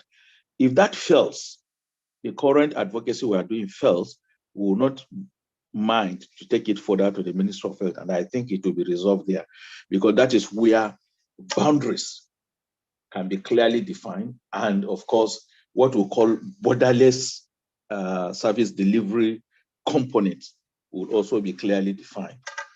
Another key thing that is on my mind, which I think we need very well to be able to project the image of community pharmacies, and we will actually pursue or will actually work with partners to be able to get this done, is this aspect of prescription policy. We need to have a prescription policy developed and fully implemented. Why do I say this? If we look at what we have as policy as it relates to the management of controlled medicines, which of course, the other practitioners coming from the doctors, everybody has key into that, even though we've not been able, the Ministry of Health has not been able to push for its full implementation. If you look at what we have there, it is clearly stated that even in remote areas or in local government where you have clinics and you do not have a community pharmacy, the clinic there shall only have access to controlled medicines when they are properly linked with a well-established, registered and licensed community pharmacy, and that community pharmacy has responsibility of oversight in terms of inventory control, as well as management of the controlled medicines that he or she supplies to the clinic, such that the medicines, controlled medicine used in those facilities has to be accounted for by the clinic to the community pharmacy, who in turn, of course, will have to also document and account for it in their control poison book, which of course we call Form K. By the time we have prescription policy fully developed and implemented, you will realize that because our stakeholders, our practitioners, will be able to take large number of clients or patients coming out from either clinics or hospitals, unlike what we have now, where you have clinics stocking or hospitals stocking and selling medicines, particularly the private sector. So this is one area I am looking at critically as trying to see how we can push for the establishment of a prescription policy. I knew we tried it in the past. I suffered some challenges because doctors were actually concerned about taking medicines out of their practice, but they just have to give in. And I'm sure that part of my ministerial brief that I prepare for the incoming, for the minister who has just come in, is the need for him to resurrect this particular process of prescription policy. And of course, it was presented in the ministerial retreat we had, and nobody challenged it. When we get to the nitty-gritty of its development and implementation, I know issues will come up, but we are prepared to ensure that pharmacists, especially community pharmacists, take their rightful place in terms of medicines management, dispensing, as well as accountability. And this is one key component I want to really push forward. Let me stop here and say thank you for this opportunity.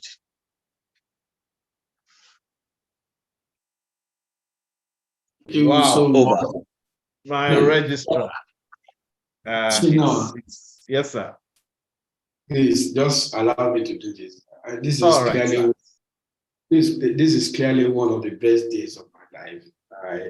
I don't know how else to describe it.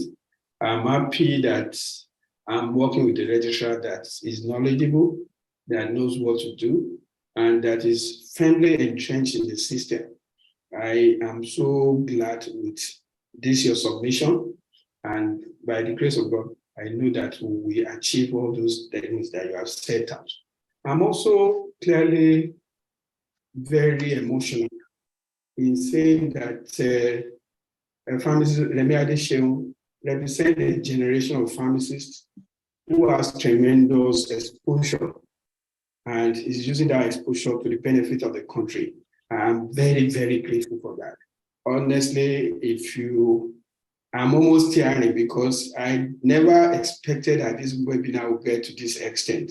What we have brought out are things that will impact on people's life and change our profession forever. I'm glad to listen to Dr. Lucas, and even as you are talking, I'm taking note of everything. And like Shino said, I've already created some kind of service scheme, which my committee will look at and adopt. I'm also very grateful to Dr. Emmanuel. To say the least, the two Emmanuels that are on this call have done very, very well. Thank you for bringing in the Ghana perspective. And I'm glad that my registrar listened to all of them. So we know what we can borrow stupidly and what we can adopt without any type of shame. And we're going to work towards those things immediately. I'm grateful for what Pharmacist Maker and the Pharmacist Joma have done in the space. I'm sure your names have been written in gold because you are doing things that pharmacists that aspired to get done for nearly 2 decades. And you have come, you've broken down the tapes, and then you are doing them. We are very, very grateful. I'm very emotional. I'm going to go to YouTube to watch this all over and over again and bring out programs in them and make sure that we run some of them. Thank you. God bless you. Mr. Chairman, thank you very much for that. I would have said that's vote of thanks, but because our time is very well, I'm fast spent, but I would say very well spent. Everybody has delivered 120%. It's very heartwarming to see that we're making progress. Secretary, please stand by for vote of thanks. We will need to wrap up now, so that we don't take people's time for granted. It's good to see that we are building bridges across the continent, Ghana, Kenya, and all over. It's good to see that we have regulators who have listening ears, who have a good heart. It's good to see that we have development partners who want to see the good of the land. It's good to see that we have a keynote speaker who is from here, who is now global, and who is funneling resources and contacts back home. Ladies and gentlemen, as bad as things may look in the current state of things, globally and locally, I dare say that there's a ray of hope in the horizon, and if only we'll just hang in there and stay true to our course, we definitely will see a brighter tomorrow. The secretary, are you ready? as I wait the arrival of the secretary, one of the projects that are coming soon, which we're working on with the national chairman, is like I said, the on-demand learning portal. We plan to launch in January.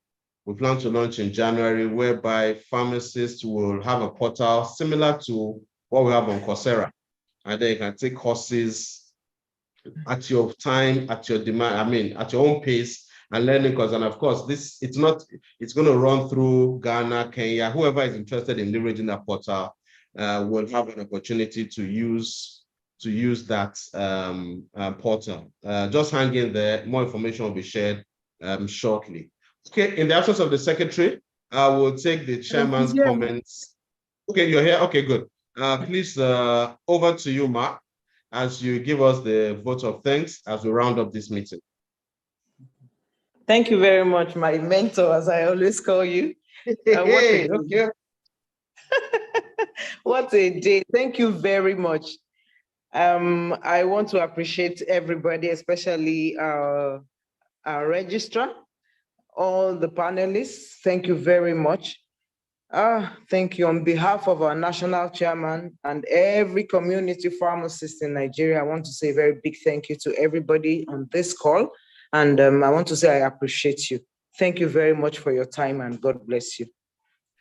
All right, thank you very much. On that note, whether you are in the morning, afternoon, or evening, wherever you are, thank you very much for connecting. We look forward to connecting with you sometime soon in the near future. Thank you, ACPN, for providing this platform to discuss issues close to the heart of pharmacy as we commemorate this World Pharmacist Week. Have a great day. Ghana, Dr. Emmanuel, Dr. Lucas, thank you very much for connecting with us. We look forward to more collaborations and connections with you. And all our participants that called in from Ghana and Kenya, thank you very much. Have a great day ahead. Thank you. All right then. Okay. Yeah, take care. Please show your picture. Let's have a good photograph, please. I think I know. All right, before you sign out, let's put cameras. Show your picture. Show your picture, please. I can do a group photograph quickly. Three. Okay, taking one. Okay. Please show your picture. Show your pictures. Please show your pictures. Show your pictures. I want a group photograph, please. I'm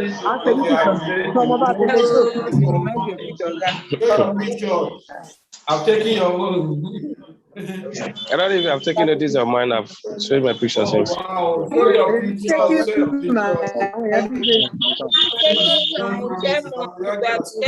Okay, thank you. I'm taking.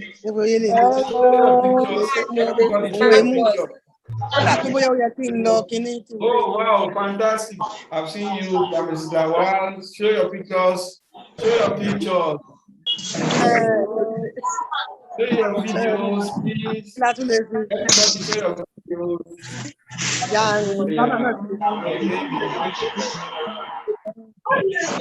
Great time indeed. Great time.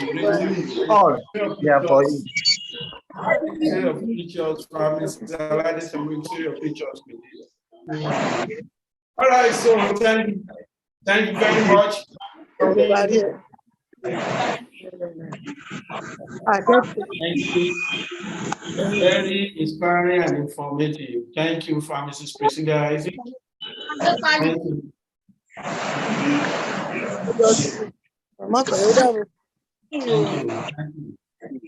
Thank you so much. We appreciate you. Thank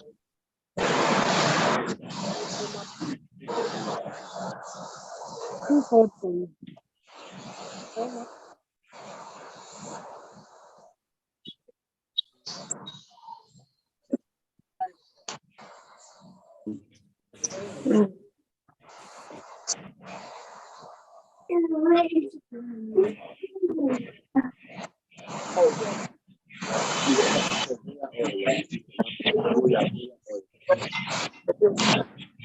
Mother. Which meal? big one. Who's that? 2 ppm. Yes. Yeah, that we have big one in the store. She should not buy big one. Okay, madam said we have the big one in the store. It's the small one we want.